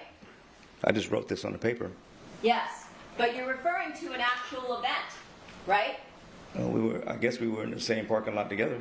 Right, and you said you met briefly at the Target parking lot. See this? I see what I wrote. I see what I wrote. And you said that you were hoping that you wouldn't give anything away. This big surprise of this extra gift and this card, right? Whatever it is I wrote on this paper, I wrote it. Okay. And what you got from her was that everybody was out running errands or school. Right? Whatever's on this paper, I wrote it. Okay. So at that point, in the parking lot, you're basically stating that Monica told you everybody was out, right? No, no, this is, No? I mean, I already knew this before, I knew this earlier during the day. I knew this earlier during the day, But period. you're talking about a conversation that happened in the parking lot, right? No, there's no conversation in the parking lot. This is earlier during the day of the information there. Okay. You see right here where it says we met briefly at the Target Park, and then on the next line, Ing Lot. That's what I wrote, but it doesn't mean we met and talked. Oh, I see. It doesn't say any of that. So you met at the Target parking lot, but you did not speak, right? No need to. No need to speak. No. You just get together and be silent. There was no get together. Got it. So you wrote this, right? I wrote the whole thing. Okay. And then you said all that you got from her was everyone was out running errands or school, right? And that she was going to go buy groceries or something, right? Well, apparently this is all fictitious, so it doesn't matter anyway. Objection, move to strike, Stricken. non-responsive. That's what you wrote here, right? I did write that.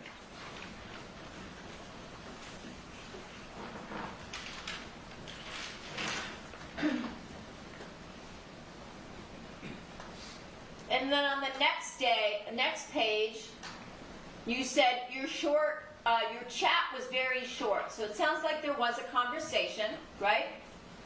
Sounded like no one home, right? That's what's written on the paper.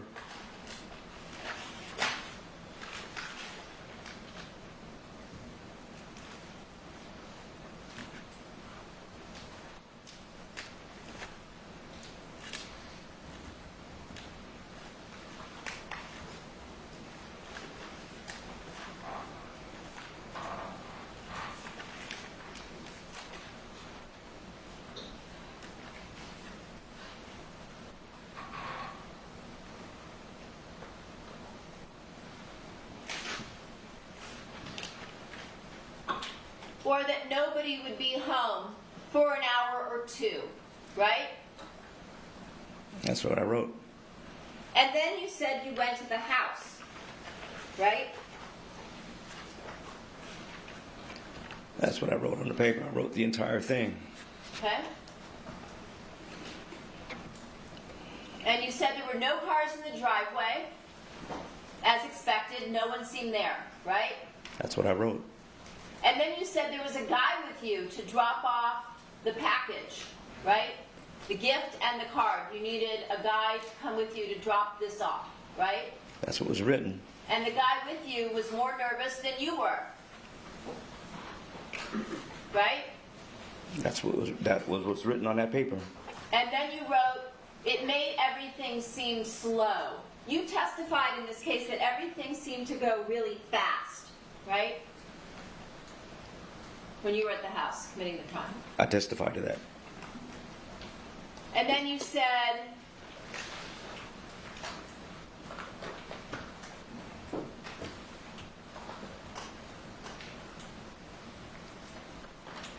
that you somehow got into the house, right?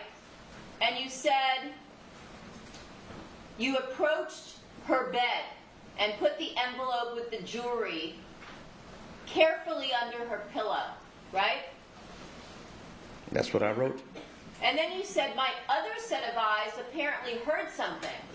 When you say your other set of eyes, what are you referring to here? My make-believe set of eyes at the time. Your second person, right? Nah, it just has nothing to do with what happened, because it's obviously the same thing. Objection, move to strike, non-responsive. Stricken. Again, when you say the other set of eyes apparently heard something, you're referring to the second person that you brought with you. I'm not referring to anything except this letter. Just before that, you said that the guy with you was more nervous than you, and it made you nervous, right? That's what I wrote here. And then you said, eventually inside, I cautiously approached, and your other set of eyes apparently heard something. So you're referring to the other person that you're with. right? Whatever I wrote on this paper is what I wrote. Okay. And then you said that you were placing the envelope and you left your line of sight to see if anybody was coming. The other person did, I guess. Correct? And you lost sight of him, meaning the person with you. This is the letter I wrote. Okay? And then you said, I wasn't leaving without him and I was ready to leave.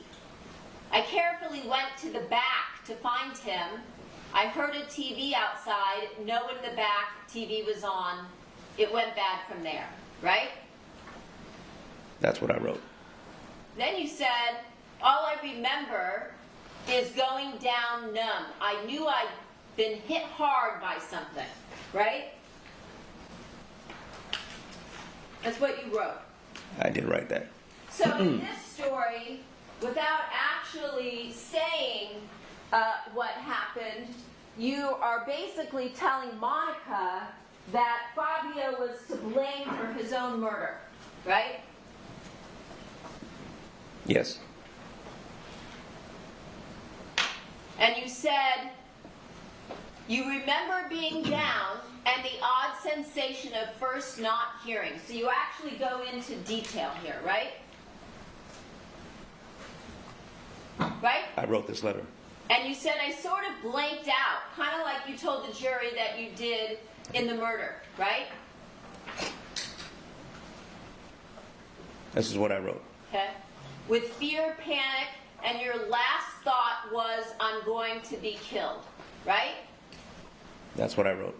So you grabbed what you could to defend yourself. In other words, you acted in self-defense in Fabio Sementilli's home. Right? What you see here before you, I wrote. And that you let instinct take over, right? You weren't responsible for what you did it instinctually, right? Whatever you see in this letter, I wrote. Okay? And then you said you had been struck with something from behind, only catching a glimpse as I was down. So you never even say what you saw, right? I wrote this letter. And you said a guy that was standing over you was coming closer.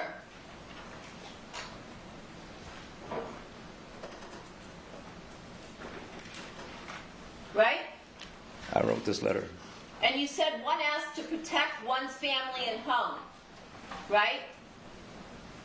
I did write this letter. And then, the next thing you know, I heard the voice of the guy I went to look for. He was inaudible to me and panicked. So, your second set of eyes, right? The deliverer. This letter I wrote. And at this point you said, when you woke up, you noticed you were in the kitchen, weak, tired, and shocked. Confused, right? Terrified.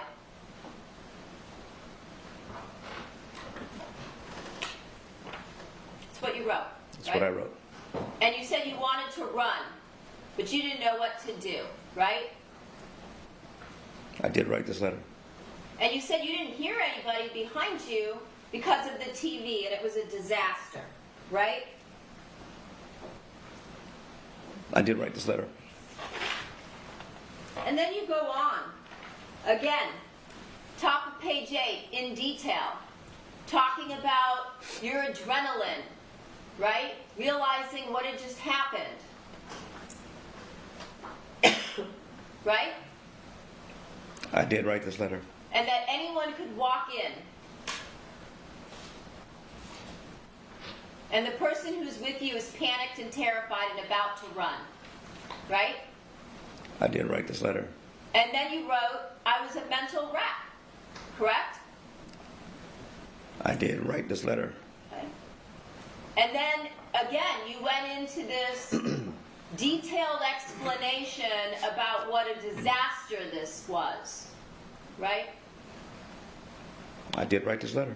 And just like you told the jury, you decided to try and make it look like a home invasion. Right? I did write this letter. Okay. And so, again, just like you told the jury, you took anything that looked of value to make it appear a robbery. Any gifts, clothes that you had bought Monica, equipment that you gave her for the gym, anything, right? I did write this letter. And then you said you saw the plastic bag with the towels in the sink. Did you know that, we talked about this yesterday, that Delia Pacheco Rivera was there that day and that she thoroughly cleaned the house? Did you know that? I don't even know who she is. Did you know that there was, according to her, nothing in the sink when she left? I wouldn't know that. Okay. Well, you were there after, right? In reality. Like IRL. In real After. life. Yeah, after. You mean And then- after she left? You came after she left. Okay, yeah, I wouldn't know that then. Well, your blood was all over the place, right? Yes, yes. Well, And then, I'm sorry, do you have a question? no, about no, you said all over the place. I'm sure my blood was someplace, but I didn't know it was all over. Really? Because you told us the one thing your attorney did go over with you when you kept denying to him that you were responsible for this crime was the DNA. That he went over the DNA results with you. Remember testifying to that on direct? I never denied. I only asked to see evidence. Objection, I never just right, denied. non-responsive. Stricken. Again, do you remember testifying to that on direct, that your lawyer went over with you the DNA results? Eventually, yes. So you knew that your blood was all over the house, right? I knew there was blood in the house. And you talked to Monica about it in the overhears, right? You talked about your blood being in the kitchen. Remember that? No. Talked about your blood being in the garage. Remember that? I don't remember the conversation. Talked about your blood being in the master bedroom, right? That one I didn't know. And so you said that you took the plastic bag with the towels in the sink, right? That's what I wrote. And then you were in a daze and you didn't know what you were doing, right? Kind of like you told us. That's what I wrote in the letter. And then you go back to the mental chaos, right? That's what I wrote. How you calmed yourself down so that you could get out of the house without running into anybody, right? That's what I wrote. And then you went into the sorrow and your pain and your sadness and all of those things, right? That's what I wrote. Yeah.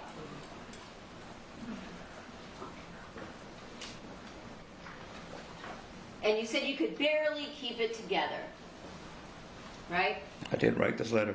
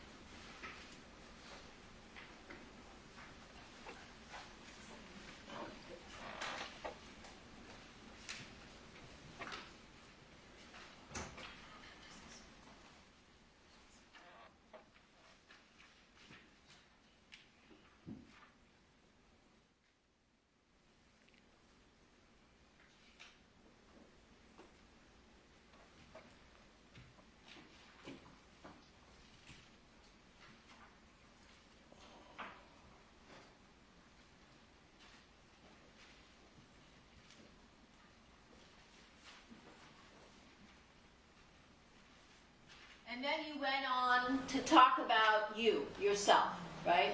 What a wreck you were. I wrote the letter. And you said that there was no way you could describe your inner pandemonium, right? I wrote the letter. Okay. And you talked about trying to be your best, your usual self, right? I wrote this letter.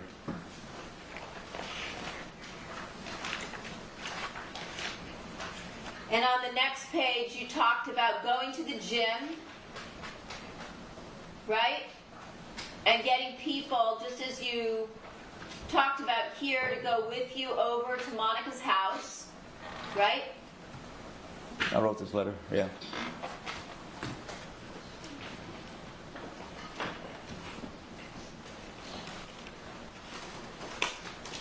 And you went on about your interactions with various people in some detail, right? Can we go back a little bit ahead of that?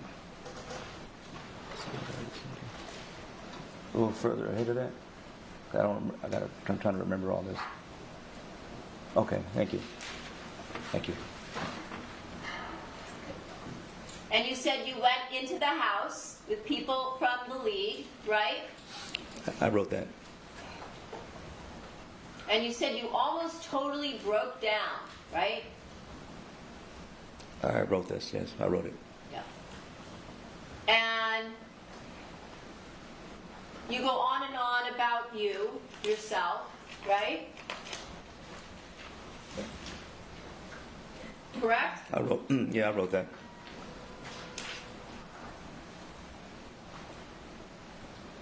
And again, on the next page, the back of the next page, you're again talking about yourself and your inner turmoil,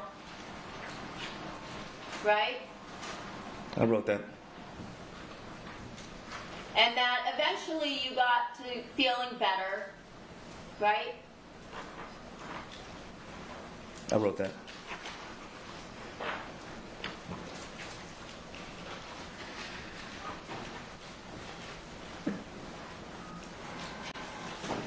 And again, you went on about your inner turmoil, and eventually you picked a place for you and Monica to get together, right? A busy place, and you said you met in a car, right? That's what I wrote. And you thought about telling her what had happened, just because you tried to give her a present that she knew nothing about, right? That's what I wrote. And then you said, when you saw her, the beauty and the grief popped out, right? That's what I wrote. Okay. And then you went on about how you were trying to keep it together, right? Again, all about you, right? All about me. I wrote it. It's all about me. I wrote it.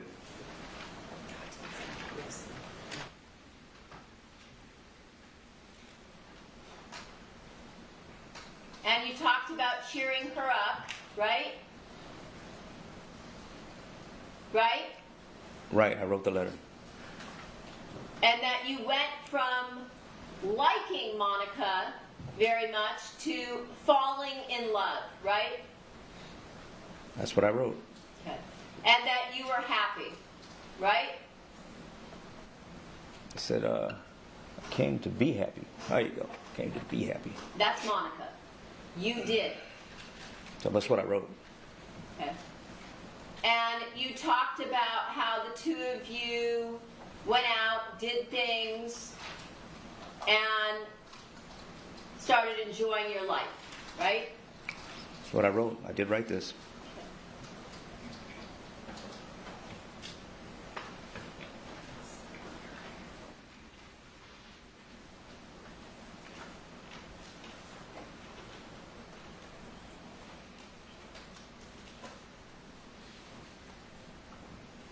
And then you talked about seeking a lawyer, right? You talked about the police. I wrote this whole letter, yes. Okay. And that your panic episodes were becoming more rare, right? I did write this letter. Yes, I did. And you talked about that you were trying to cover up at your own peril, right? Based on your past run-ins and experiences with law enforcement. I did write this We letter. talked about that the two of you discussed. I did write this letter. And you talked about your remorse, right? I did write this letter. And she said that she understood why you would be paranoid based on your past run-ins with law enforcement. I did write this letter. So right here in the letter, you're talking about the fact that Monica was aware, because you discussed it with her, and your paranoia, and that she said she understood why, right? That's what I wrote. I wrote this letter. I did write it. And then you again go on trying to keep this story from her as long as you could, but at this point you just had to tell her, right? I did write this letter. And you talked about how people are looking to see if you have remorse, but you don't care what anybody thinks, right? I did write this letter. Okay. And so that's what you wrote to her, was this lengthy apology letter that you then gave to Mr. Levine and his investigator to give to Monica, and you told them that this was what had happened, right? Which question was this now? You gave them the letter, I did give them the letter. and you asked them to give it to Monica, I did do that. right? I did do that.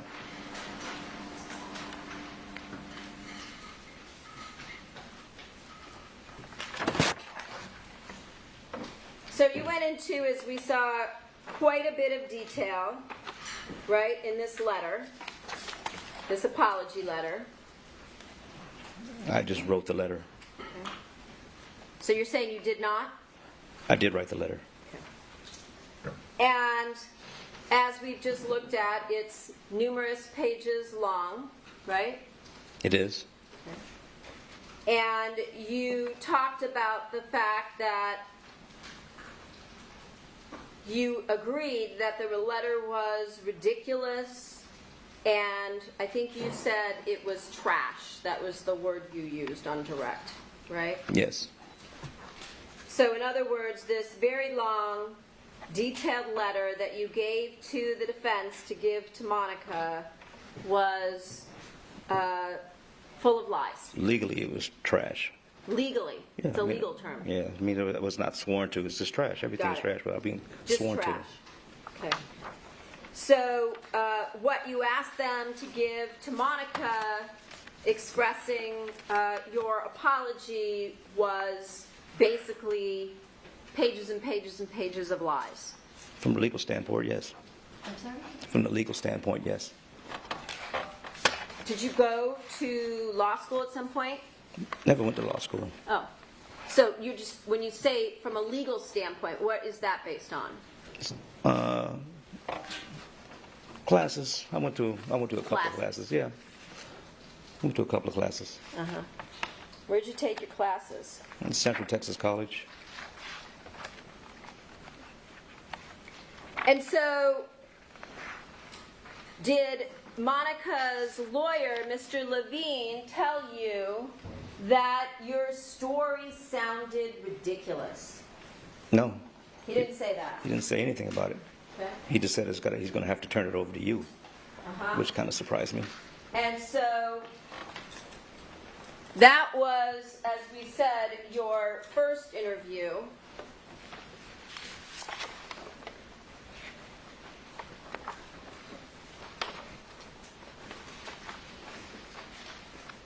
Which was August 7th, a month after you entered your plea, right?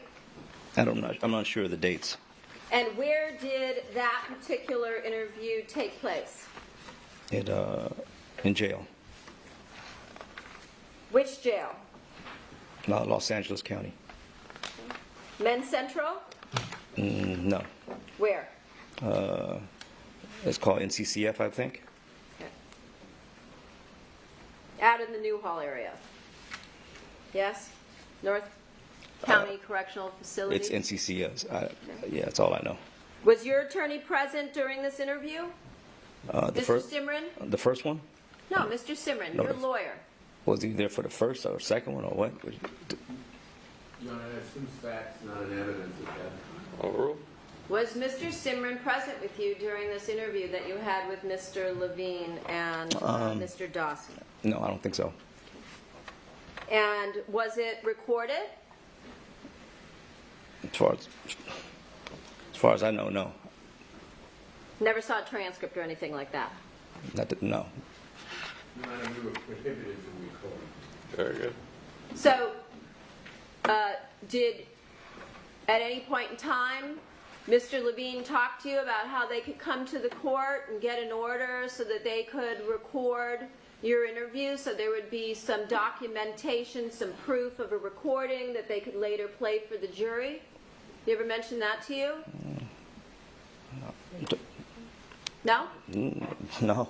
And you didn't ask him to record it so that there would be proof of what you had said in the course of your interview with Mr. Levine for the jury, right? No.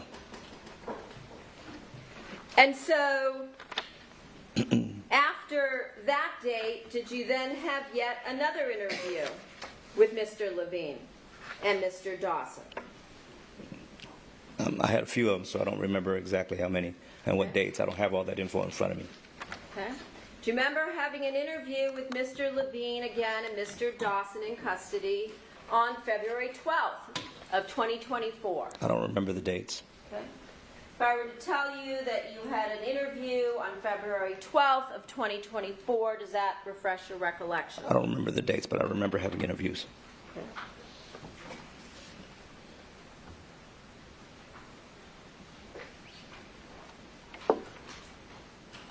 How about February 8th? Did you have an interview on February 8th? I do not remember the dates. At any point in time, were you given a recording to review or a transcript from that February interview? Objection, asked and answered. Overruled. There were, I don't know what dates were when, but there were times where I was asked to listen to certain portions of something and asked, I can't even remember what it was. I'm not asking you about the fact that they played various items of evidence for you. I don't know if it's I'm evidence or not. asking you whether your interview at the beginning of February with Mr. Levine was recorded. No, I don't remember ever being recorded. Okay. At any point in time, were you provided with a report to review or notes regarding your February interviews? I'm always looking at little stuff, but I don't remember specifically what it was. Again, were you provided with any notes or report to review of your interviews that took place with Mr. Levine and his investigator? I don't recall what kind of notes and paperwork it was, so I can't say exactly what it was. Well, were you ever shown this report dated February 12th?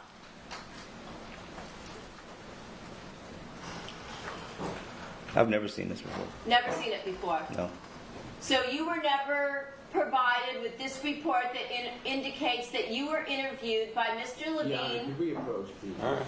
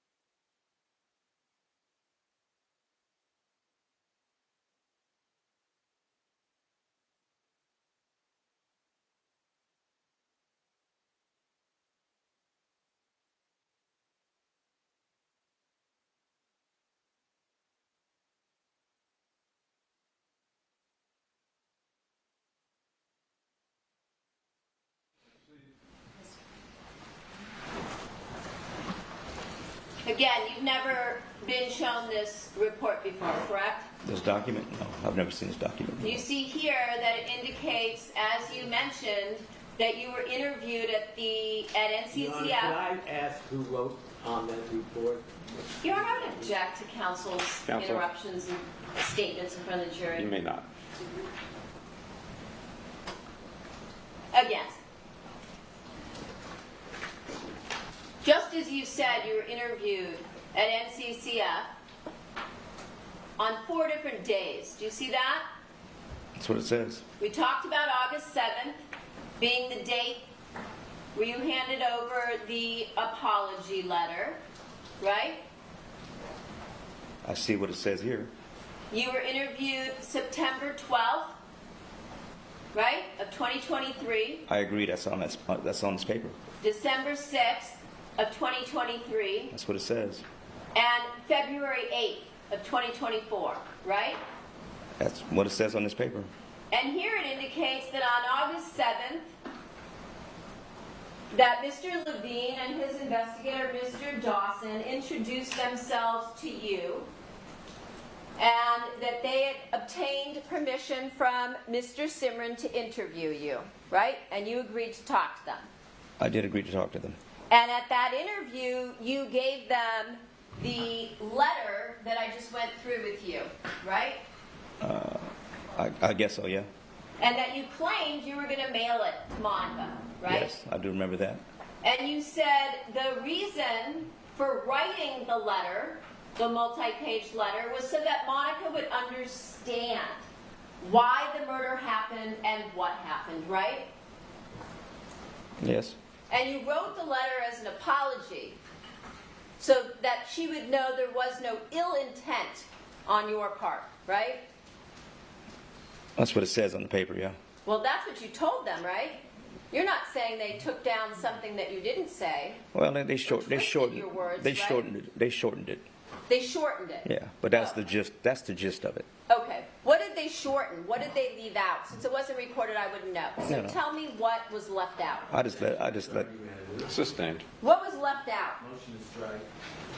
Comments of counsel is not stricken. Again, Yes. what was left out? Tell us, please.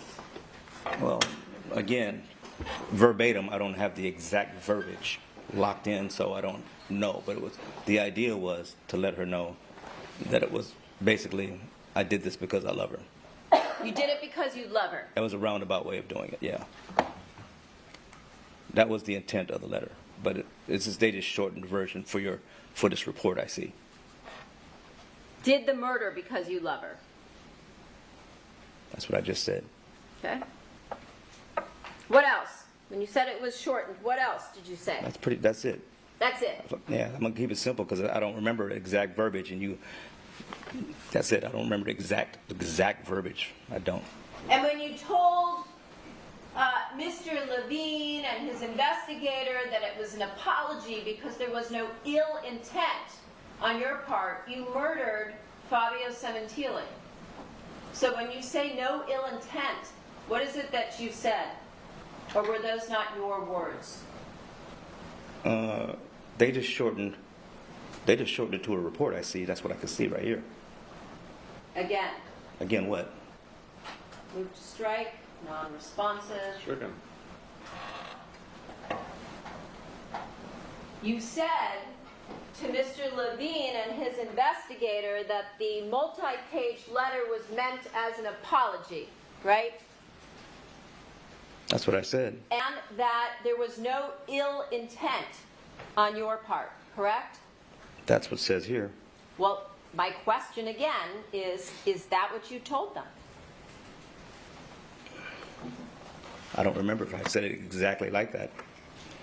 If there was a recording, would that help you remember? Objection, Your Honor, that's been asked and answered. There is no. Sustained. There's no recording. So this is all we have. So if you said, I'm sorry? Motion to strike, that's it. Well, there's nothing to strike, but it is inappropriate. again, if you said there was no ill intent on your part, is that what's written here? Or did you say something different than that? I don't remember exactly verbatim what was said. Okay. Do you remember saying something like that? About the there was no ill intent. Yes. That was the gist of the letter. The gist of the letter was that you had no intent. I'm just answering your question. Is that what you're saying? That was the intent of the letter. Okay. Counsel, I have 20 questions.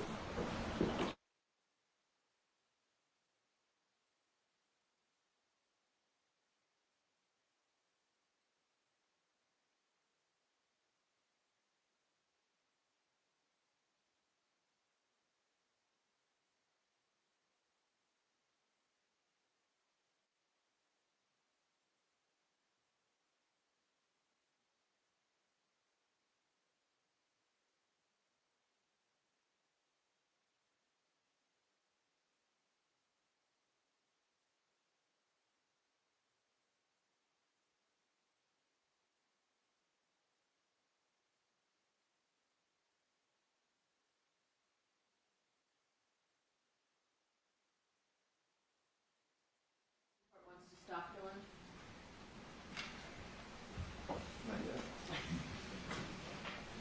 So, again,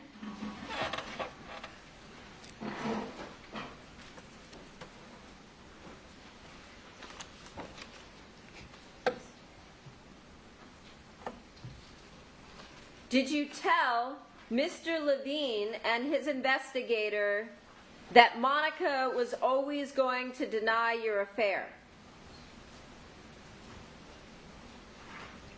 Early on, yes. She. Oh no, did I tell him that? I think I did. And did you tell them it was because she didn't want to look bad in the eyes of her family? I believe I said that. And in the lockup, we also heard a conversation, actually a few conversations between you and Monica talking about that her family might disown her. Remember having that kind of a conversation? Not really. You don't remember that part. No. And then, at that point, did you give a different story of what happened when you murdered Fabio Sementilli? I gave a different story on this one, on the letter, so yeah, it was a different story. Okay, so that would be version 2, right? I don't know what versions you're talking about, but Well, there's the first different version versions. was the letter, right? Okay. So you gave them a second version, right? I gave them a second version. Second story, right? Okay. You remember that? Not really, but I'm sure I did. Okay. And you said that in your interview with Mr. Levine that your lawyer went over the DNA results with you, just like we talked about here, right? Certain aspects of it, yes. Okay. Well, he gave you the results, What does that mean? where your DNA was found in the house. Okay, yes. Do you remember that? That part, yes. Okay. And then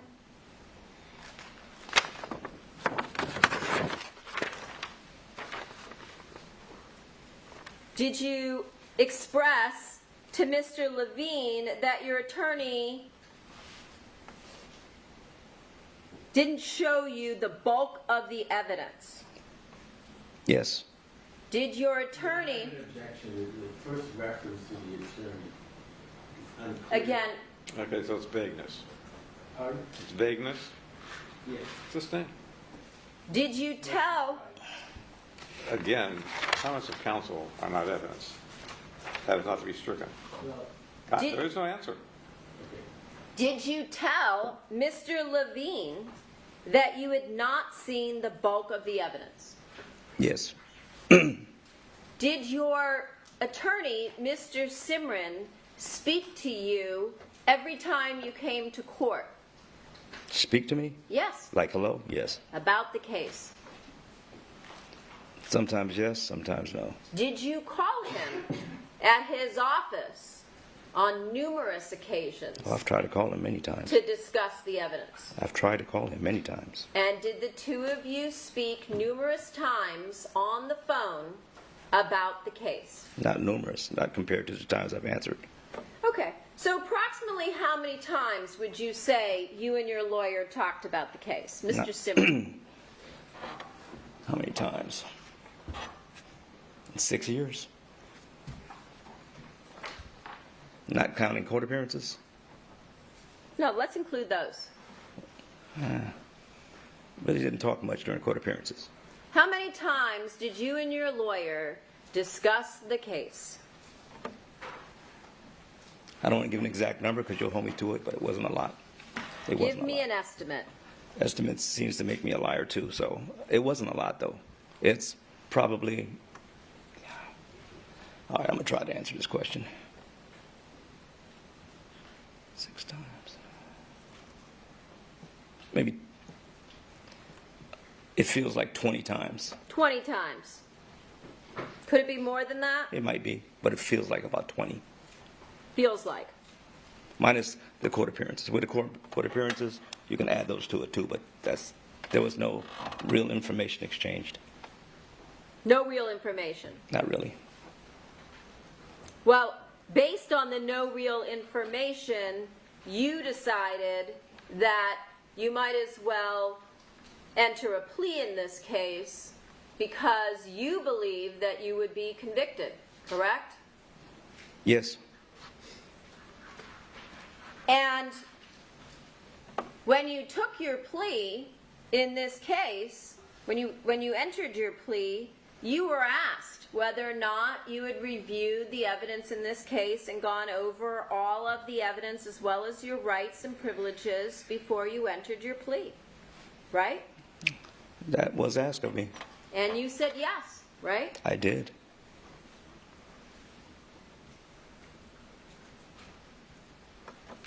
Counsel, let me interrupt at this time.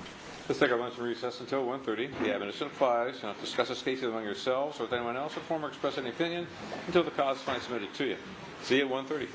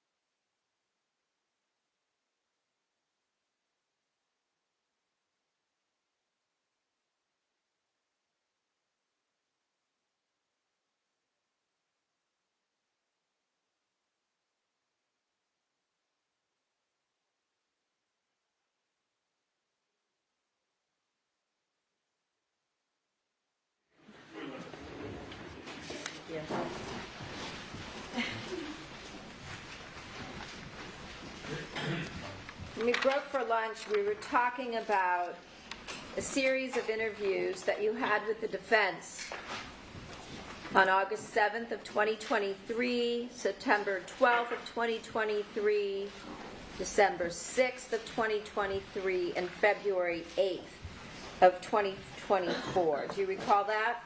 Yes.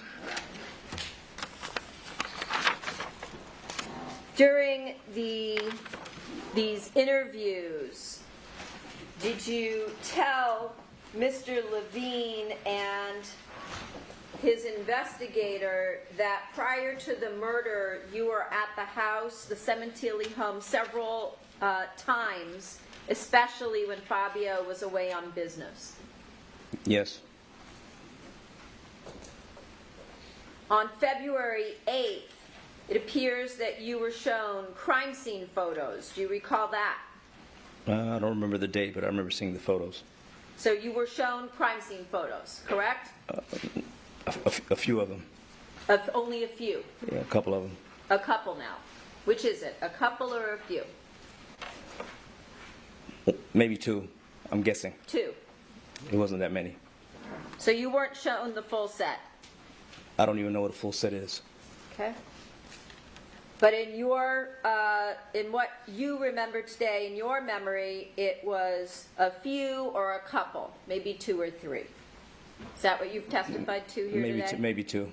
Maybe two. Okay. And during that same interview on February 8th of 2024, did you tell Mr. Levine and his investigator that the letter that you wrote to Monica contained falsehoods? I can't remember what day it was exactly, but I remember telling him that it was a lot of inaccuracies and a lot of lies in it. I don't know what day it was. Okay.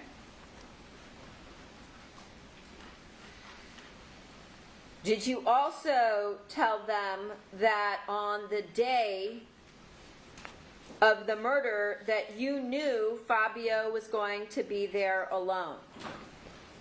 I can't remember that.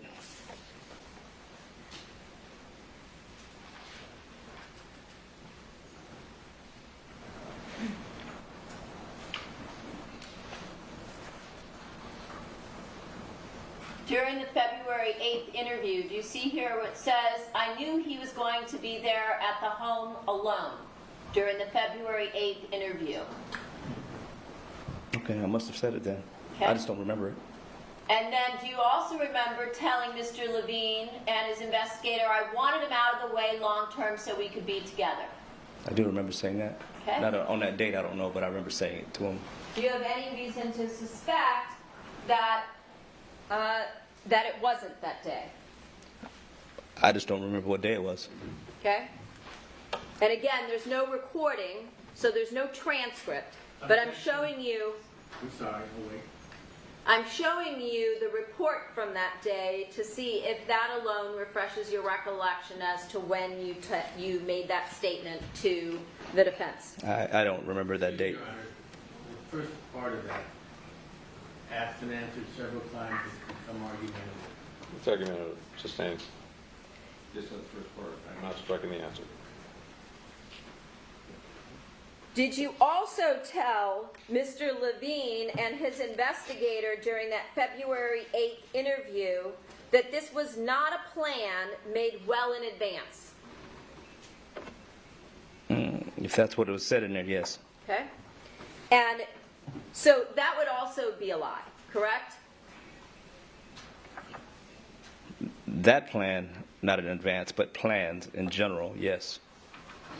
So again, that would be a lie when you told Mr. Levine and his investigator on February 8th that the plan to kill Fabio was not made well in advance.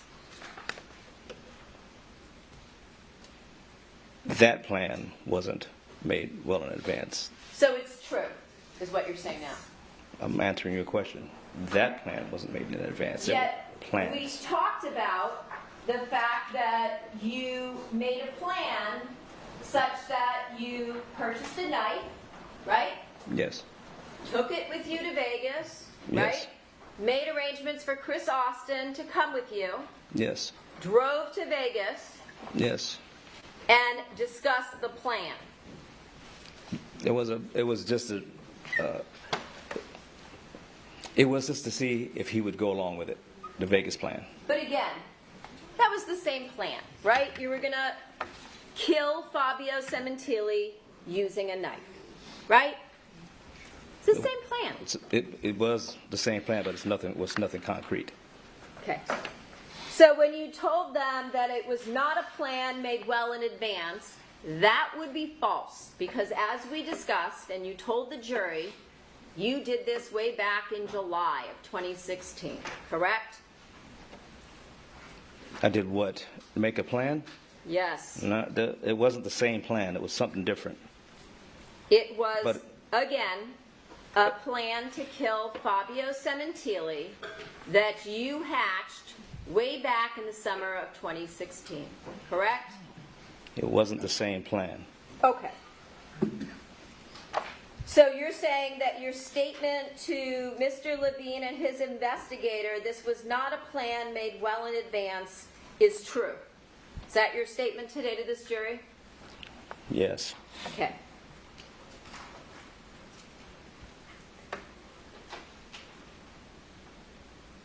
On February 8th, do you recall them showing you the video of the two joggers running toward the Sementilli house?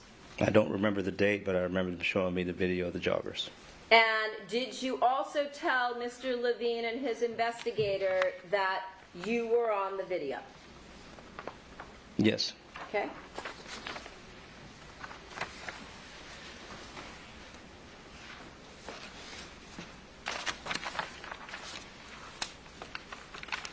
Did you also tell Mr. Levine during this interview that the fact that you drove a rental car that day was just a fluke?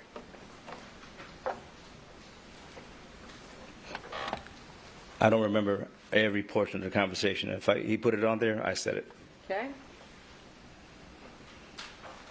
You would agree, I assume, today that that statement that you gave to the defense was also a lie, right?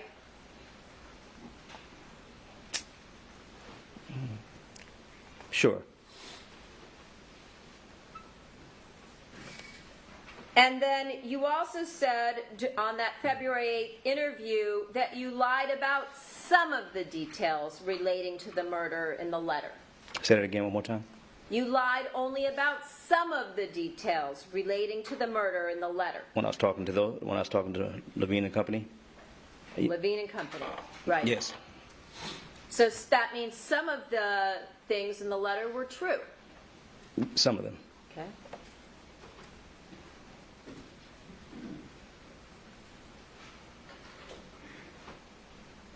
Did you also tell Mr. Levine and Company that you had provided a ridiculous explanation for some of the details, such as the birthday card story?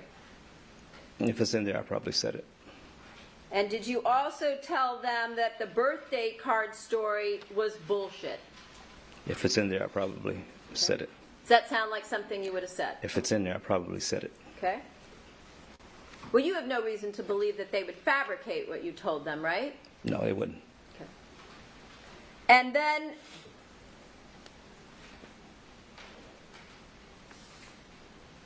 you also told them that you didn't want Monica to find out that you had intentionally murdered Fabio. Do you remember that? If it's in there, then I probably said it. Okay. Probably or did? I probably said it. So it doesn't mean that you did, right? I probably did say it. I probably did say it. Okay.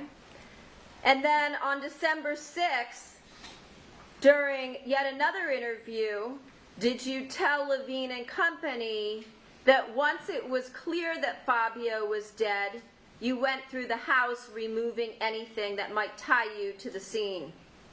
I probably did say that too. And did you also tell them that one of the items that you removed from the house was the birthday card? I may have. I just don't remember. So did you leave a birthday card there when you went to kill Fabio that day? No. So that was another lie that you told on December 6th to Levine and Company, right? Probably. Your Honor, I'm going to object to Levine and Company. I wish we were incorporated. I understand that, but I'm not going to order counsel to refer to you in any other way. I'm sorry. I'm not going to order counsel to refer to Mr. Levine in any other way. Okay. And did you also tell Mr. Levine and his investigator that you put the birthday card and the murder weapon into a pillowcase and took them along with the security VCR? If that's what they said, I probably did. What you probably did or what you did? That's, what I said was probably what I said, but what I did, no. So again, that would be yet another lie that you told them on December 6th, correct? Yeah. 2023. Yes? And then you told them you dumped all the items into a trash dumpster not far from the Rouse. Correct. Is that part true? Or again, is that yet another lie? That was a lie. That was also a lie. Yes. Okay.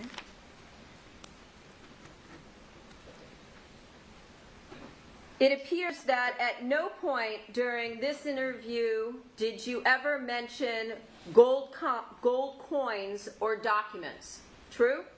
Correct.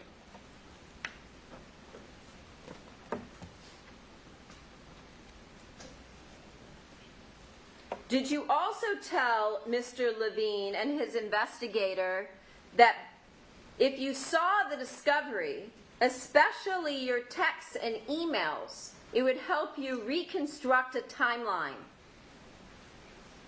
If I said that or not? Is that what you're asking me? I don't remember if I said that or not. You don't remember if you said that? No, I don't remember saying that. Meaning I can't remember saying it. Right. I don't have that photographic memory like that. I'm sorry? I don't have that audio. Your Honor, I would ask that the approach with the specific item that... And that would be true. If you're going to try and refresh memory, it cannot be done like this. Yeah, I'm This not approach. trying to refresh. I believe I'm impeaching based on the history of the last 3 days. Well, Your Honor, I'm happy to have the Stop. entire... Stop, both of you. You want to approach? You're going to approach. Yes.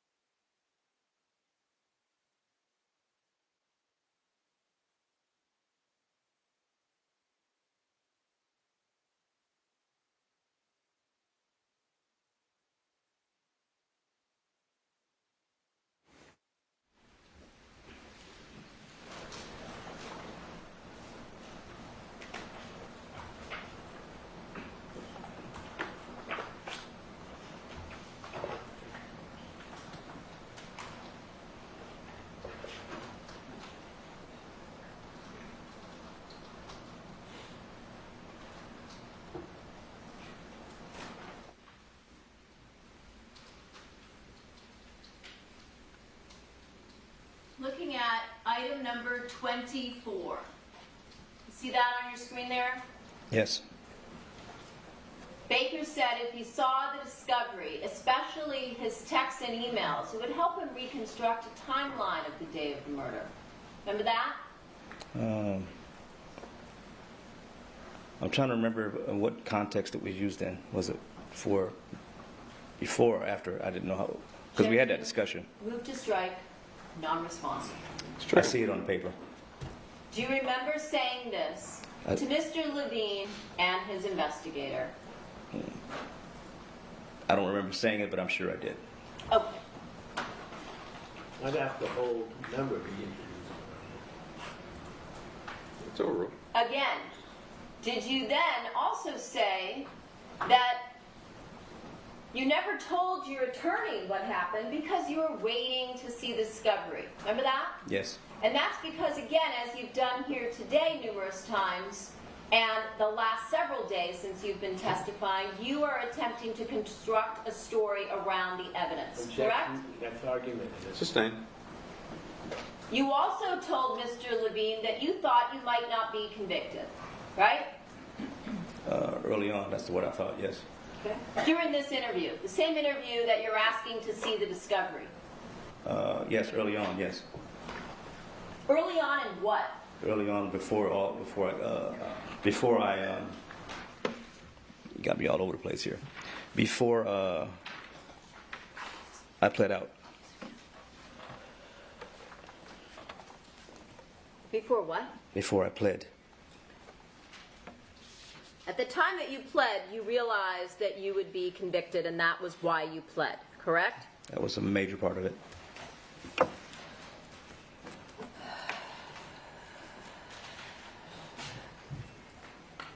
Did you also tell Mr. Levine and his investigator that you didn't want to go to trial? I finally realized the outcome. If he said it, I mean, if it's in there, I said it. Okay?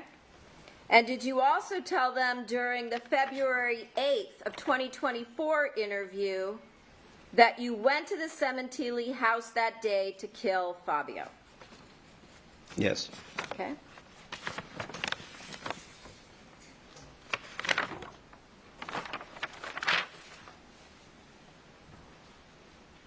Did you also tell Mr. Levine and his investigator that Monica wasn't that happy in her marriage? I think so. You I think think so. so or you did? No, I think so. So you don't remember? I don't remember every conversation on every particular day. I don't have all that information. I don't have nothing but a golf pencil and a piece of paper wherever I go. Showing you this line here next to the number 31. Monica really wasn't that happy in her marriage. It's written there. Okay. So if it's written there, you said it, right? I must have.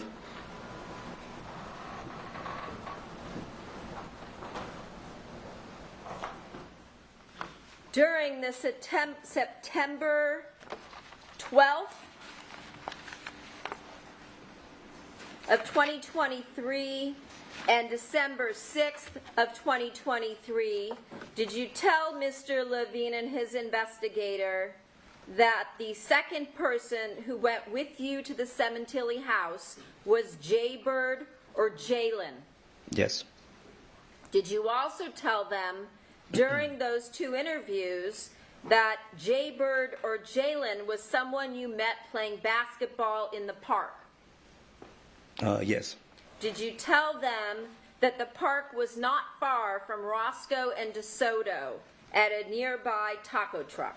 Yes. Yes. Did you provide any other information other than the name Jaybird or Jalen and the fact that he played basketball in the park? I don't remember offhand. I might have, but I don't remember all the details of the conversation.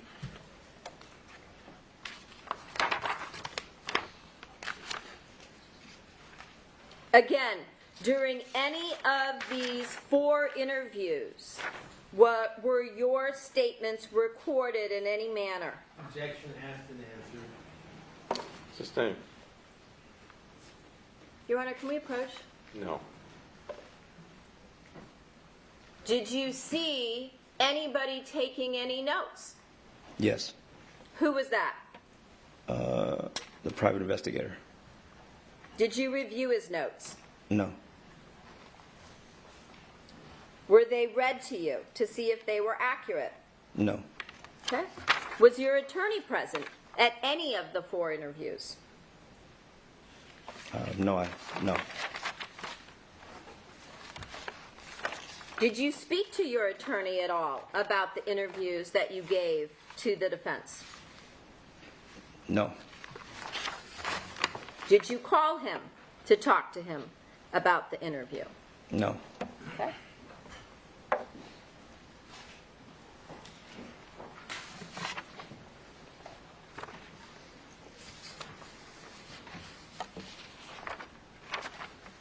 Let's talk about your interview on February 14th of 2024. This would be the 5th version. Again, on that day, was your attorney present? No. Do you know how long the interview was? No. Okay. Do you recall being interviewed for just under 2 hours? I don't remember the time. Could it have been 2 hours? It could have been. Okay. Again, was any recording made? No. During this interview, did anybody take notes? Yes. Who was that? Private investigator. Okay.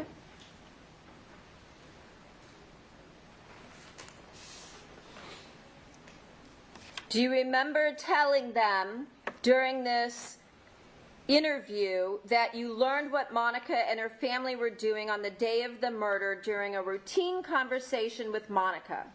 Yes. Okay. Now you have the number each time. Thank you. Do you also remember telling them that you believed there was a window of time when Fabio would be home alone? Something like that. Okay. That's what you told this jury, right? Yes. Did you also tell the investigator that it had never been a convenient time before then and this was a good window? I probably said that. Probably, or did? I don't remember because I don't remember every conversation I've had. During this interview, as opposed to what we talked about during your prior interviews, did you tell them that you first thought about killing Fabio several months prior to January of 2017? I probably did. Did you also tell them that divorce was not an option because Monica's family doesn't do divorce? I probably said that too. Okay. Did you also tell them that there would not have been a killing if Monica told you that a divorce was coming? Sounds about right. Did you tell them the ultimate goal of killing Fabio was so that you and Monica could be together? Yes. Okay.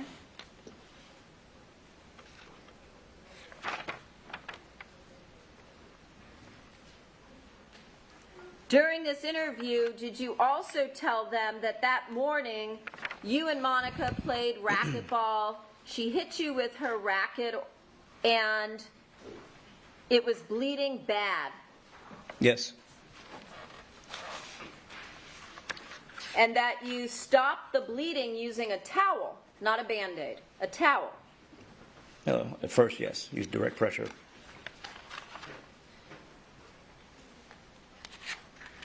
Did you also tell them that you did not report your injury, but you cleaned up yourself? Yes. And that you used a Band-Aid from a small first aid kit that you kept in your bag? Yes. Did you tell them that Monica took the bloody towel home? Yes.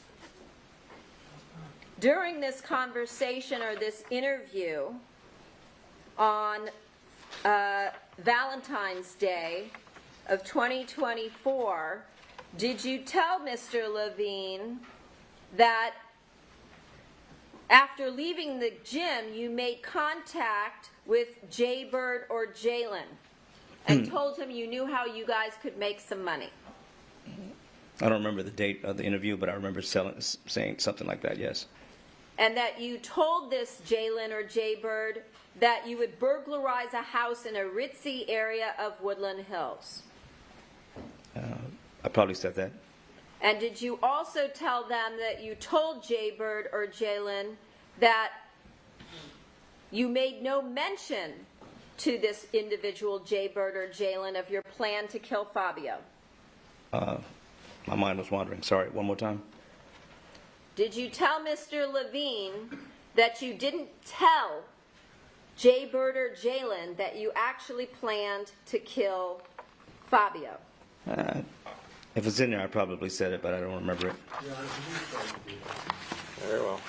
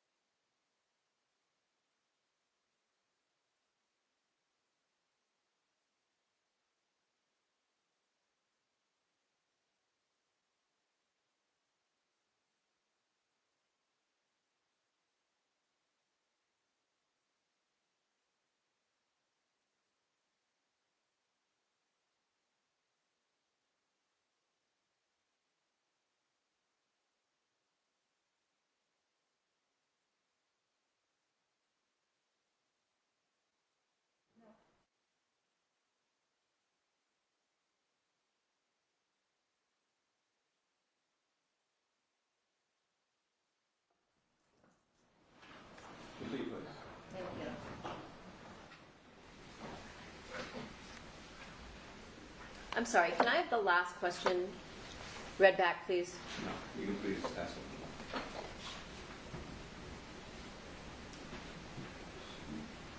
Did you tell Mr. Levine and his investigator that after leaving the gym you contacted Jaybird or Jalen and told him that you would burglarize a house in a ritzy area of Woodland Hills? I think so, yeah. Did you also tell Mr. Levine that you told this individual, Jaybird or Jalen, that you would split between you whatever you took? Yes, I was trying to accomplish something. I'm sorry? Yes, I was trying to accomplish something. Okay. Move to strike the second half of the answer, Your Honor. I'm going to allow that to stay. All right. And then, did you tell Mr. Levine and his investigator that you wanted somebody with you to serve as an extra set of eyes, and that was why you got this person, Jaybird or Jalen? Yes.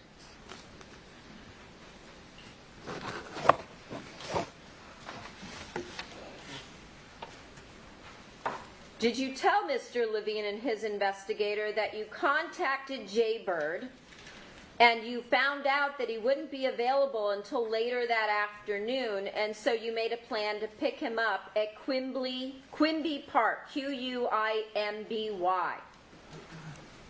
Did you say that to Mr. Levine? Yes. Did you also tell Mr. Levine that you picked up the car that Paula rented for you that day? I probably did. Did you tell Mr. Levine that the rental was going to be for 3 to 4 days? Probably. That was also a lie, right? I don't remember the dates on all that stuff, but yeah, it probably incorrect or like one of the two. Because obviously the dates are wrong on the car, so that didn't. You only had a rental from Paula for 1 day, right? I thought it was more than that, but you say it was 1 day. It felt more like a couple, but I don't remember. It's a long time ago. Again, all of those things that you told Mr. Levine and his investigator were lies, right? Some of them were, and some were true. Which part about contacting Jay Bird and Jalen and making a plan to pick him up at Quimby Park to commit a burglary in a ritzy area of Woodland Hills where you'd split the proceeds was true? None of it, because I was trying to accomplish something. None of it was true.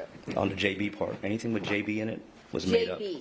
Yes. Is that the same as Jay Bird or Jay Lynn? Yes. Okay.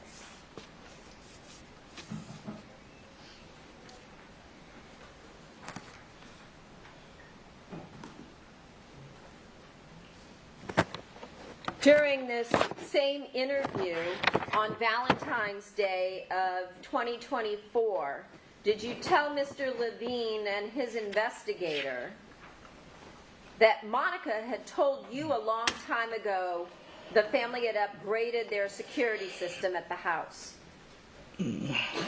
I can't remember offhand. I'm sure I said it if he put it in there. Okay. Did you also tell him that she gave you access to the video feed so she could wave at you if you happened to be watching? I did say that.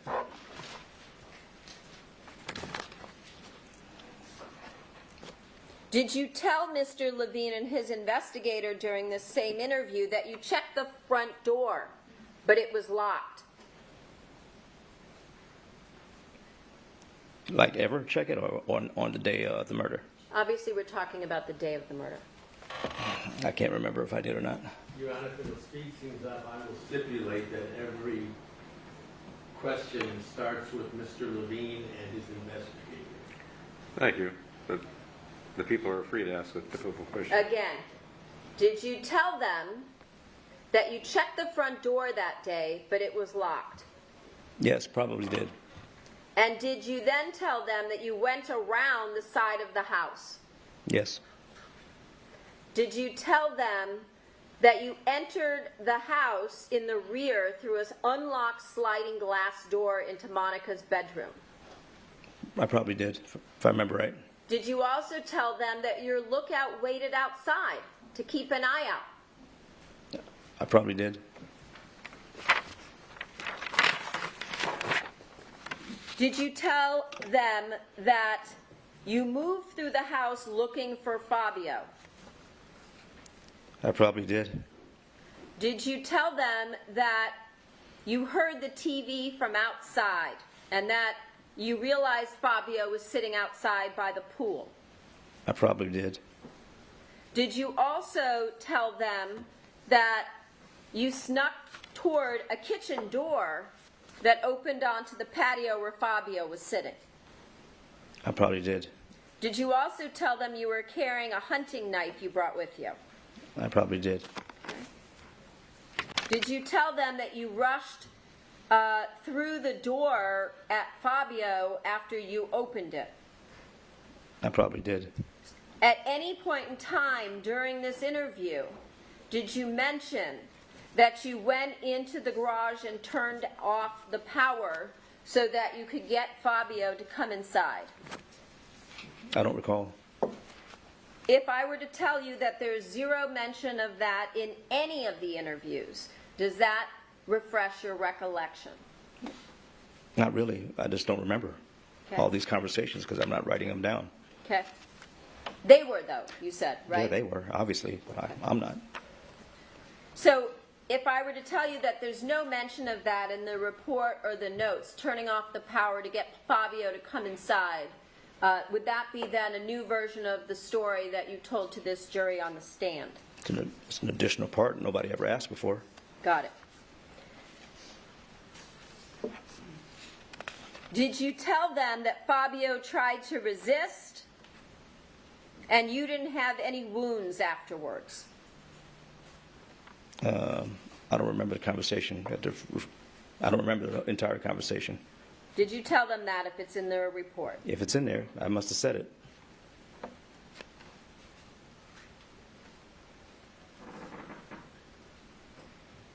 Did you tell them that when you came back inside of the house, I'm going to object. She did not read the entire statement. You can do it then on redirect. again, did you tell them that when you came back into the house, you saw that Jaybird had come inside the house? I don't remember that. I don't remember the conversation, but if they wrote it, I probably said it. And that would be a lie, right? Because there was no Jaybird. There was no Jaybird. There was no Jalen. Right? Correct. And then you said that Jaybird saw Fabio's bloody body and started to panic. That would be a lie as well, right? Yes.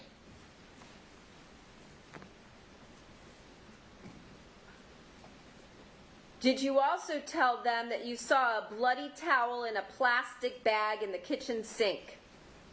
Yes.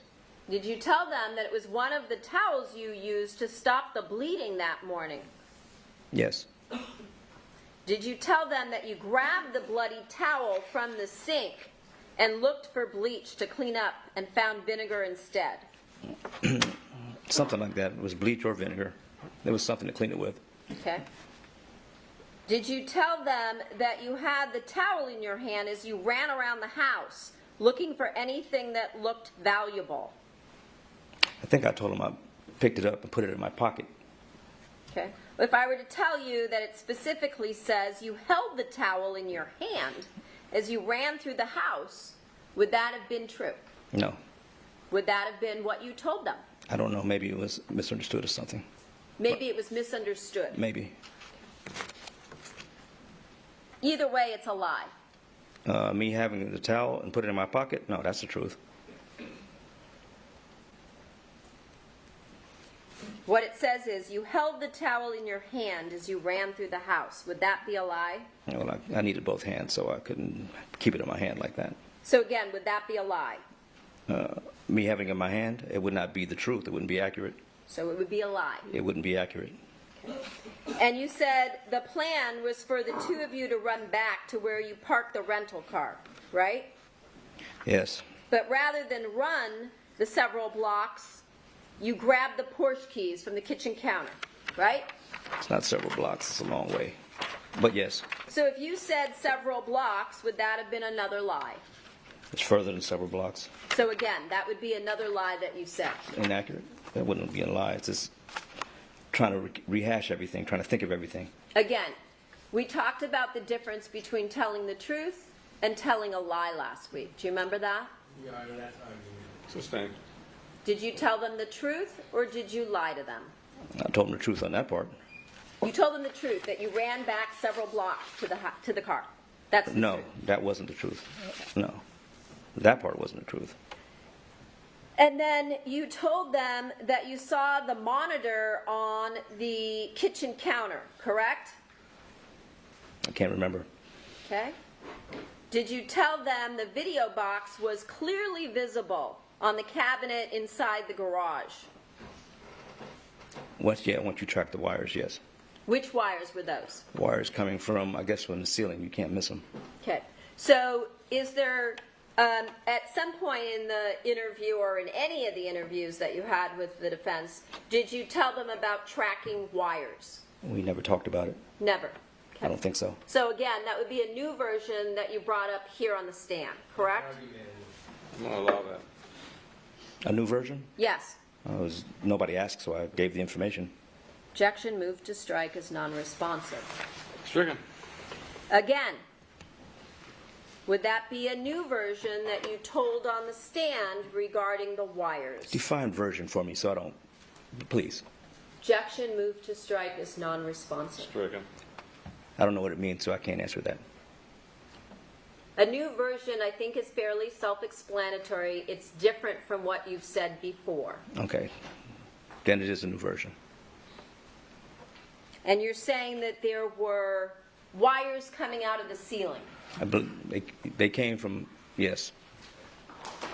They came from somewhere. You can see the wiring. You could see wires.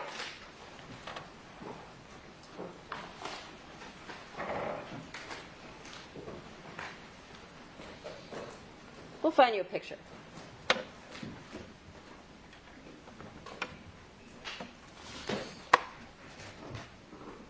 Did you tell Mr. Levine and company that you pulled the video box out and threw it in a pillowcase?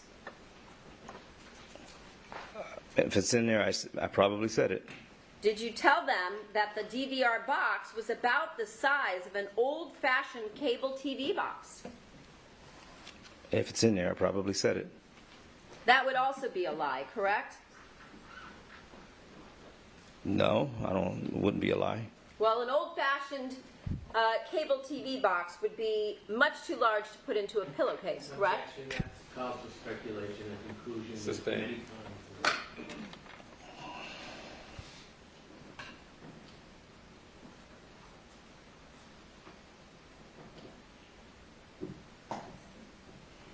Showing you Exhibit 7. There's an 18 in the lower left corner.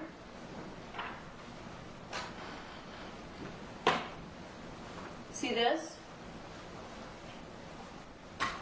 I see the cabinet. Yeah. You see any wires coming out of the ceiling or the walls? There's some wires or back anything there of that somewhere. I see the nature? wires. I see the wires, and that was back Well, there. those in are the back. the cords that you unhooked. That's from what I'm the talking DVR. about. Those are But what I'm you talking said about. there were wires that What do you went think into- cord is? You said there were wires coming out of the ceiling, right? Yeah, it's argumentative. You're Sustained. arguing.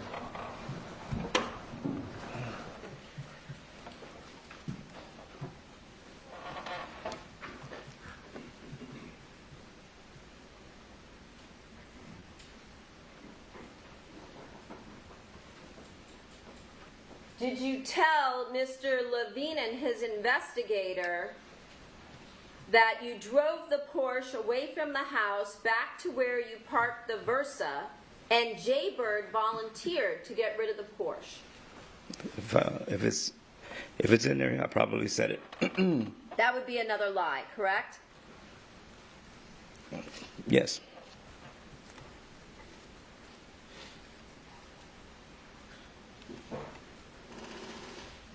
You then told Mr. Levine and his investigator that that was the last time you saw Jaybird, correct? Yes. That would be yet another lie, right? Because there was no Jaybird. No sworn statement. Yes. No sworn statement. Correct. Okay, so that means it's not a lie. That means it was a lie. That means I can lie because I'm not swearing to any of that. Got it. And then you said you drove the rental car back to your apartment. Do you remember that? Probably said, yeah, if it's in there, I said it. And you said you washed up, got ready for work.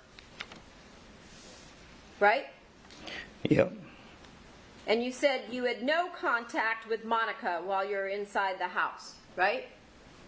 If it's in there, I probably said it. Okay. And I showed you earlier the message from her at 4:46, and we talked about that was when you were at the Sementilli, on the Sementilli property. Remember that? I have no idea that message because I didn't have Viber anymore. Got it. Well, you had it that day because But you not Vibered her. then, but not at that time what you're talking about. Object, it does not mean that any message or call. Stop it. Counsel, you're testifying now. I won't accept that. If it's an objection, if that's what you're saying, it's overruled. What was the question again? You told us earlier that the 4:46 message would have come while you were inside the Sementilli home. Remember, I showed you the time of the video, Right. joggers, Right. and then you said you just told us you didn't have Viber anymore at that I was point. I was thinking about later. Okay. And do you recall that actually when you left the house and got to a place outside of the home, you messaged Monica back on Viber at 5:14 that day. Do you remember that? I really don't remember that. I really don't remember that. Okay. If you did, was that to tell her job done? I don't even remember sending a message out. Okay. At what time was that? 5 what? Showing you again what's been marked as People's 160.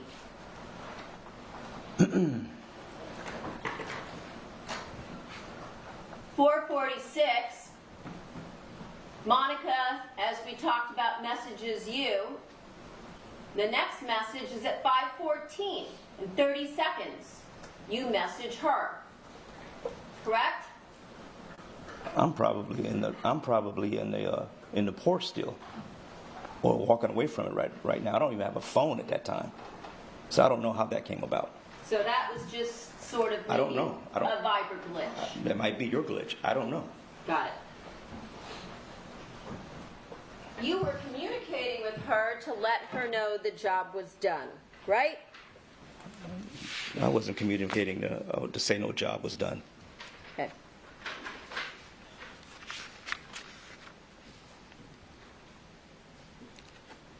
Did you also tell Mr. Levine and his investigator you went to Target that day?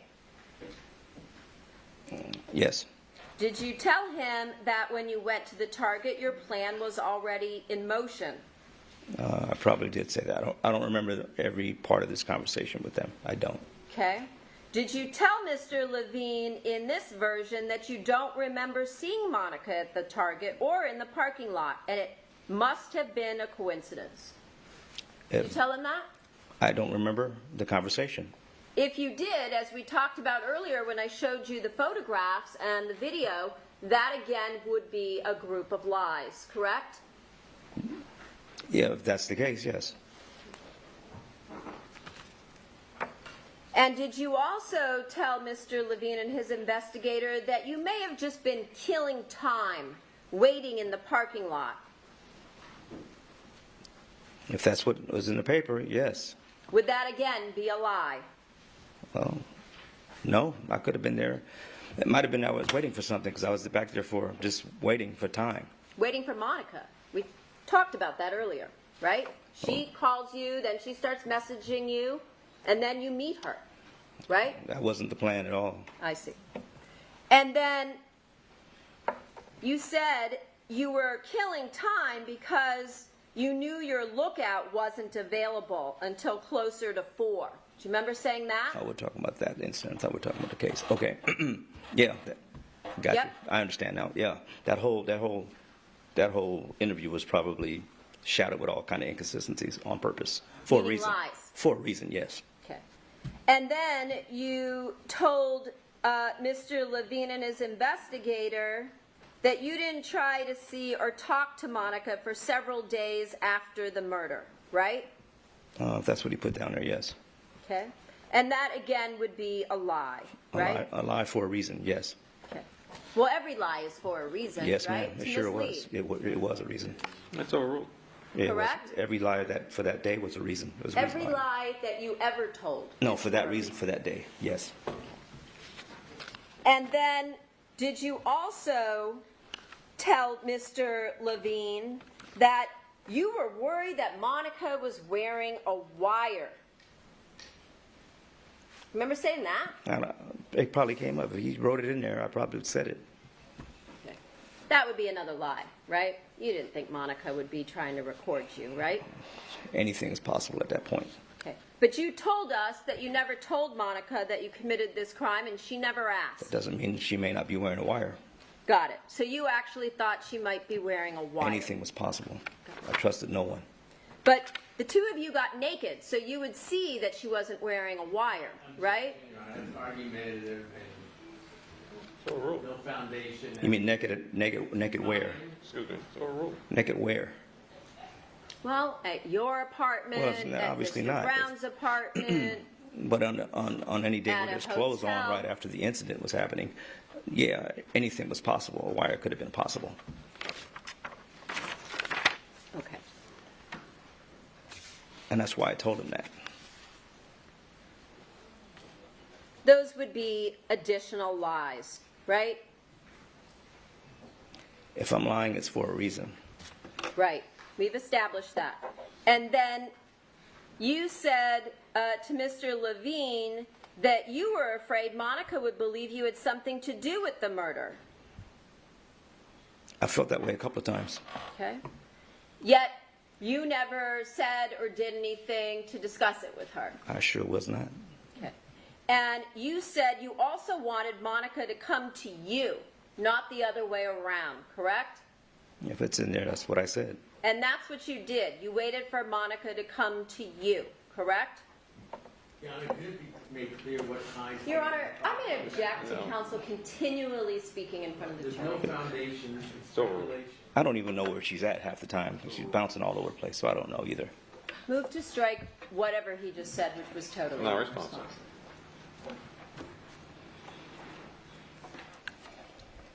Do you also remember telling Mr. Levine and his investigator that you met Monica at a noisy bar in Glendale or Studio City because you were still worried about her being wired? Remember saying that? Yes, some version of it, yes. Okay. Would that again be I don't remember another every lie? word. I don't remember every word we talked about. I'm sorry, I just don't remember every word. Would that be another lie? No. And then you said Monica was happy to see you. Remember that? Yes. Okay. Would that be the truth? Yeah. Okay. And then you also said that you and Monica never spoke about Fabio having life insurance, right? Correct. And that you didn't even care about life insurance, right? I didn't. Okay. And that you were aware that corporate executives get life insurance policies that are paid for by their employers, correct? I just know they have insurance. I do know that. All that extra I don't know about. Okay. So that would be true, right? Correct. And then at that point in time, did you request that they play for you a series of recorded conversations between the two of you and Monica? I don't remember asking to hear it or anything, but I did hear the overhears. Okay, so they 'Cause I played never- the overhears. Yeah, because I never heard them before. Okay, so the overhears were played for you. Well, not all of them, just pieces. Okay. Just pieces of them. Okay. And then did you tell Mr. Levine you knew the police were listening to what was being said? Most of the time, yes. Did you also tell Mr. Levine that your offer to lie and take the blame was just showing Monica how much you loved her? Yes, I remember that. Okay. And then you were asked why you waited almost 7 years before coming forward, and you said that you thought you would be acquitted. Is that right? I don't. If they wrote it down there, that's what I said. Now, let me interrupt you for a second. We need to take a 5-minute recess, even though we are going to stop at 3:15. We'll take a 5-minute recess. The evidence applies. See you back here in 5 minutes.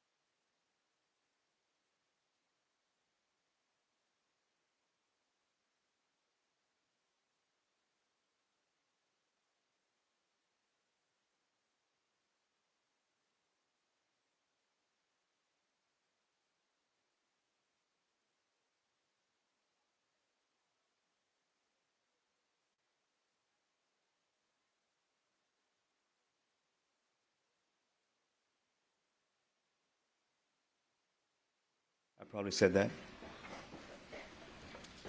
Let's talk about the next interview. This would be February 29th of 2024, version 7.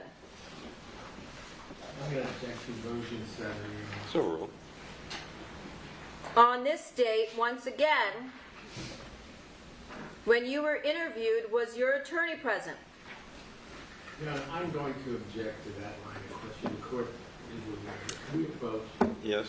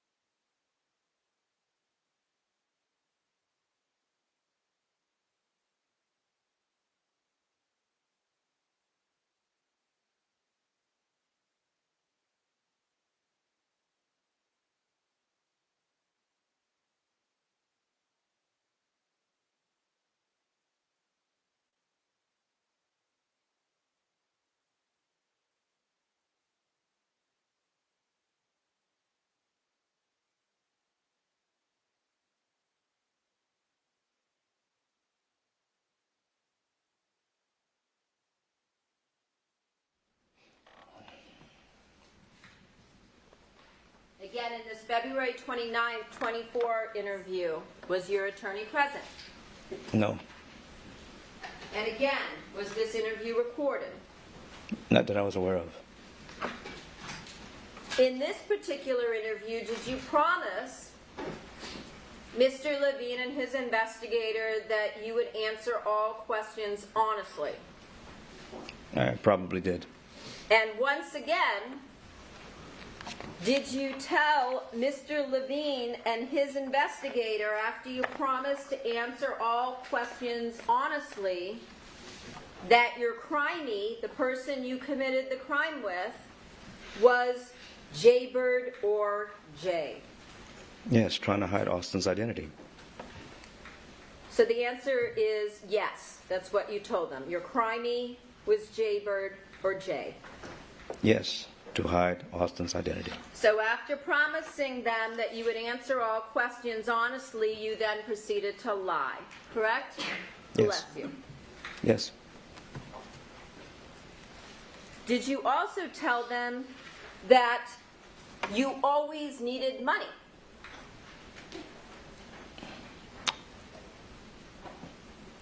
Something's taken out of context here.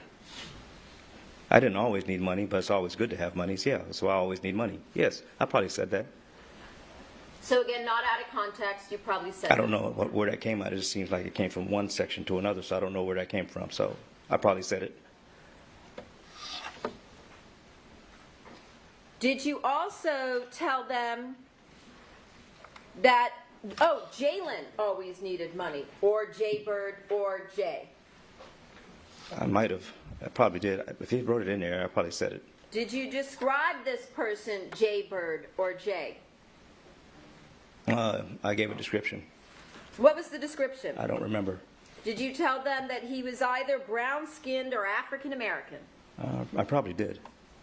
Did you tell them that he was, you met him playing basketball? I did say that. Did you tell him that he was about 1 to 2 inches taller than you? I remember saying. Roughly. I remember saying that. Okay. Did you tell them that he was average? I could have said that. Did you tell them that you met him 1 to 2 years before the murder? I probably said that. Did you tell them that you picked him up there or nearby on the day of the murder? I probably said that. Would it be fair to say that all of this, again, was a completely manufactured story? Everything with Jaybird was.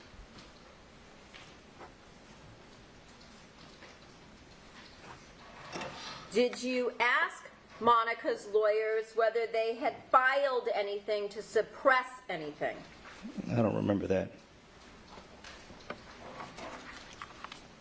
You don't remember asking them, have they filed to suppress anything?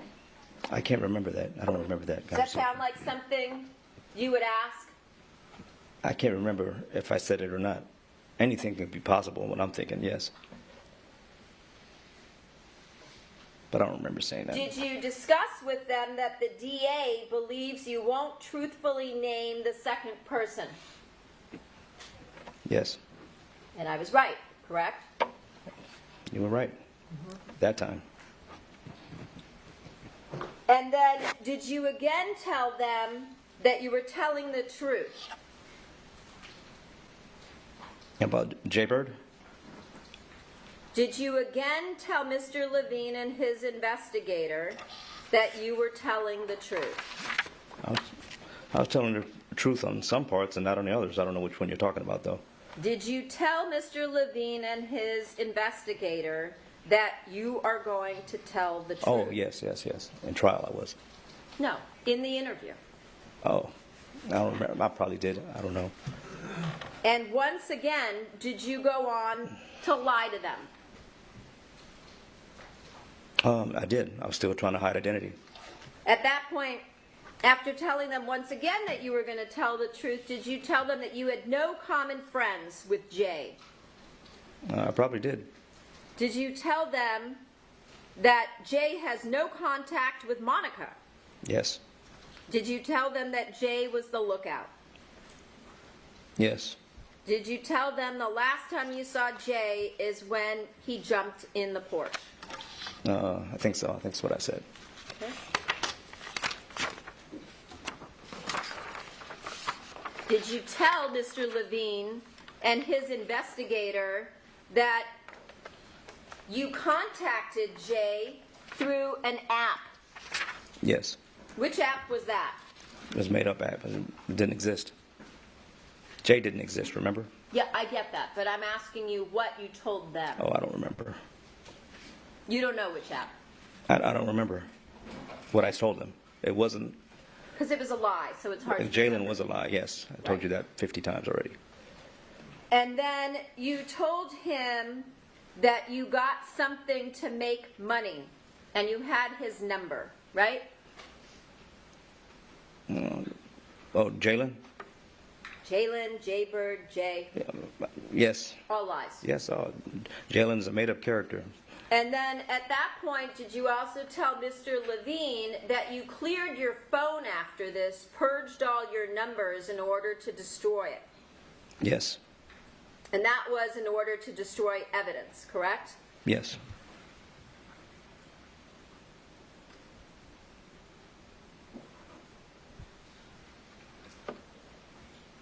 At this point, did you tell Mr. Levine and his investigator that you parked 2 to 4 blocks from your apartment in the rental? Yes. That would again be a lie, correct? Yes.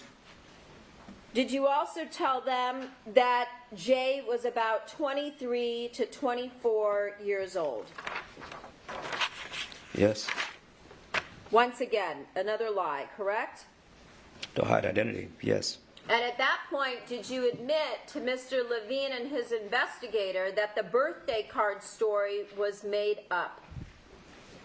Yes. Did you tell the investigator and Mr. Levine that everything is out on the table? It might have said that. I just don't remember the exact words, but I might have said that. Except you were still lying to them, correct? Yes. So everything wasn't on the table, right? No. And then at that point, you said you swore that you would tell the truth, correct? I didn't swear anything. You didn't? I don't swear unless I'm going to court. Did you tell them that you were going to tell the truth? Yes. Yet you continued to lie to them again, right? Not on everything, but yes. You told him Jay was clean shaven, right? Jay is a made-up person, yes. And Jay was from Houston, Texas. Yes. They asked you if you had sent a message to Monica on the following day after the murder saying you were sorry, and you said you don't remember doing that. I don't. Correct? I don't remember. You also told them that after the murder you got rid of everything, correct? If that's what they said, that's what they wrote. That's what There's you a lot of said, correct? there's a lot of stuff in between that's missing. So I'm going to object, move to strike as non-responsive. Stricken. Again, is that what you told them? I don't remember. I'm pretty sure if they wrote it down there, I said it somewhere. Okay. And then at that point, they told you that you were their most important witness, correct? I don't remember that. You remember them saying no witness is more important? I don't remember that part of the conversation, but if they wrote it down, I guess that's what was said.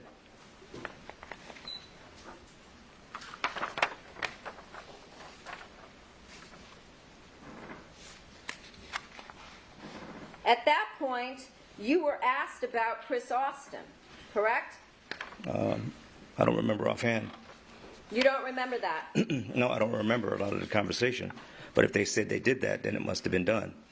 Do you remember telling them that Austin comes down approximately 2 times a year, sometimes around his birthday, and he has nothing to do with this? I remember that part of the conversation, yes.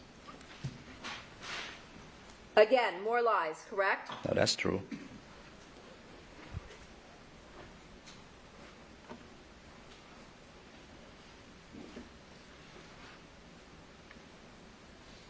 And you told them at this point that your testimony is official, correct? If that's what they said. I don't remember all this part because it's a lot missing here.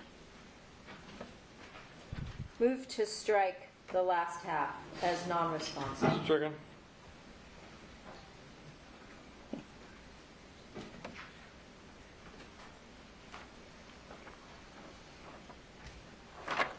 Let's talk about the next interview.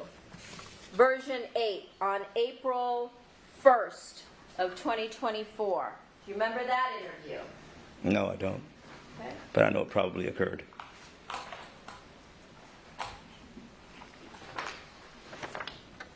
Once again, on April 1st, was your attorney present? No. Was this interview recorded? Not that I know of.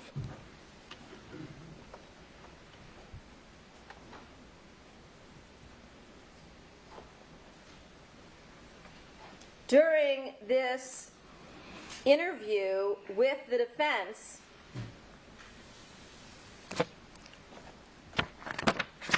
did you tell them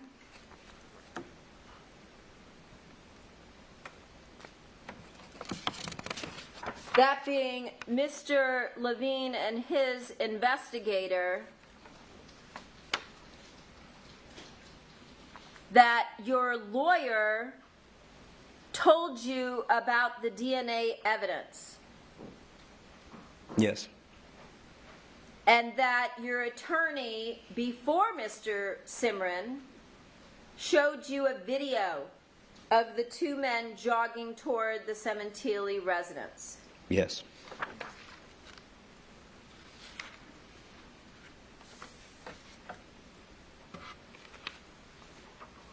During this interview,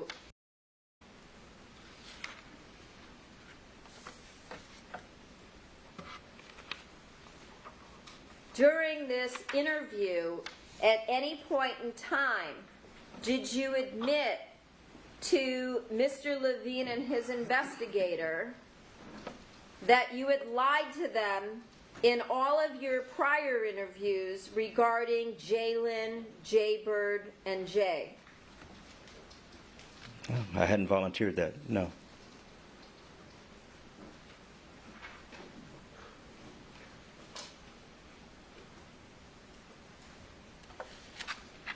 at any point in time during that interview, did you talk to them about or mention even the gold coins? The what? Gold coins. Oh, I don't think so, no.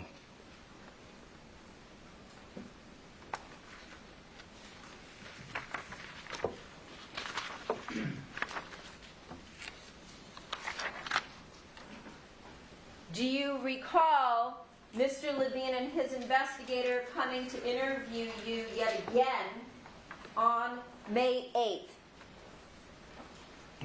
I don't remember the dates. Okay. If I were to tell you that there was yet another interview on May 8th, Yet another interview and argument. Then it's over with.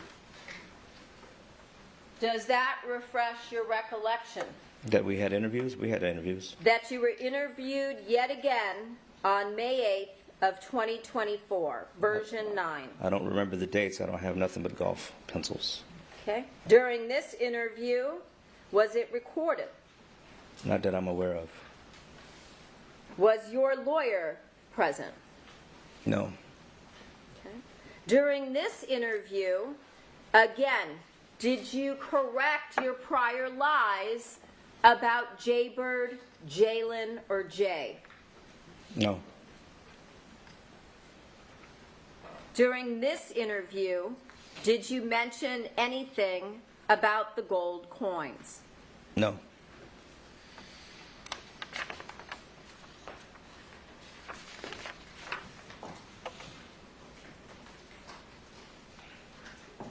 Do you recall being interviewed yet again in November of 2024?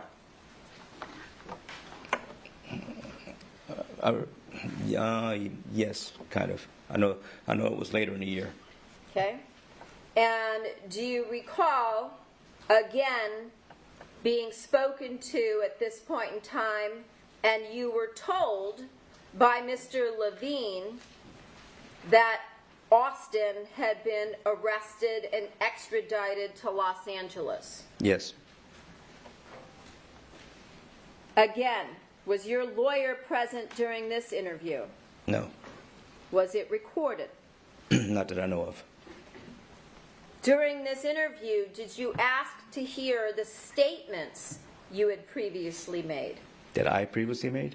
Yes. Did you ask Mr. Levine and his investigator to hear your prior statements? I don't recall that. Okay. If it says that in the interview notes, would that be true? You wanted to hear your statements, obviously, right? Me You wanted told to us hear that. my statements? Yeah, you wanted to hear recordings of your own statements. Recordings? You mean over here? That misstates the evidence. Heck, I don't know. I don't. I'm like I said. It's important to know what was being said beforehand. Move to strike as non-responsive. Stricken. I have no idea exactly the contents of what we were talking about at that time. I really don't know. Were any statements played for you? Statements, no. No audio was played. Were any transcripts provided to you? I don't think there were. I don't You don't remember. think? I don't remember. Your Honor, I'm going to object. Can we approach? All right.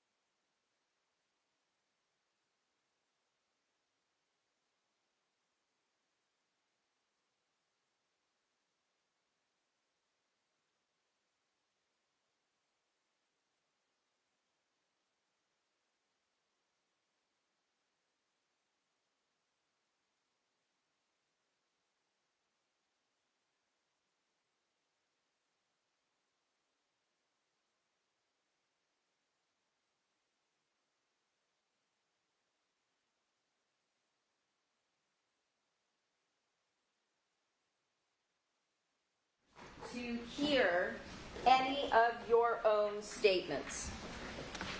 No, You did not. no, I asked to hear Austin's statements. Okay. I'm And sorry. You mean that's the last question, counsel? were you provided with Austin's statements? No, None were played for you. no, no audio was played. Were any transcripts provided to you? No, I wasn't just given transcripts. So you asked, but nothing was given to you regarding Austin. Eventually, there were a couple of blurbs were read, but not the whole thing. It was like pieces. I need to keep my promise to the jury. We're going to adjourn at this time till tomorrow at 9 o'clock. The admonition applies not to discuss the case either among yourselves or anyone else or form expressing opinions of the cause is finally submitted to you. Have a good evening. See you tomorrow.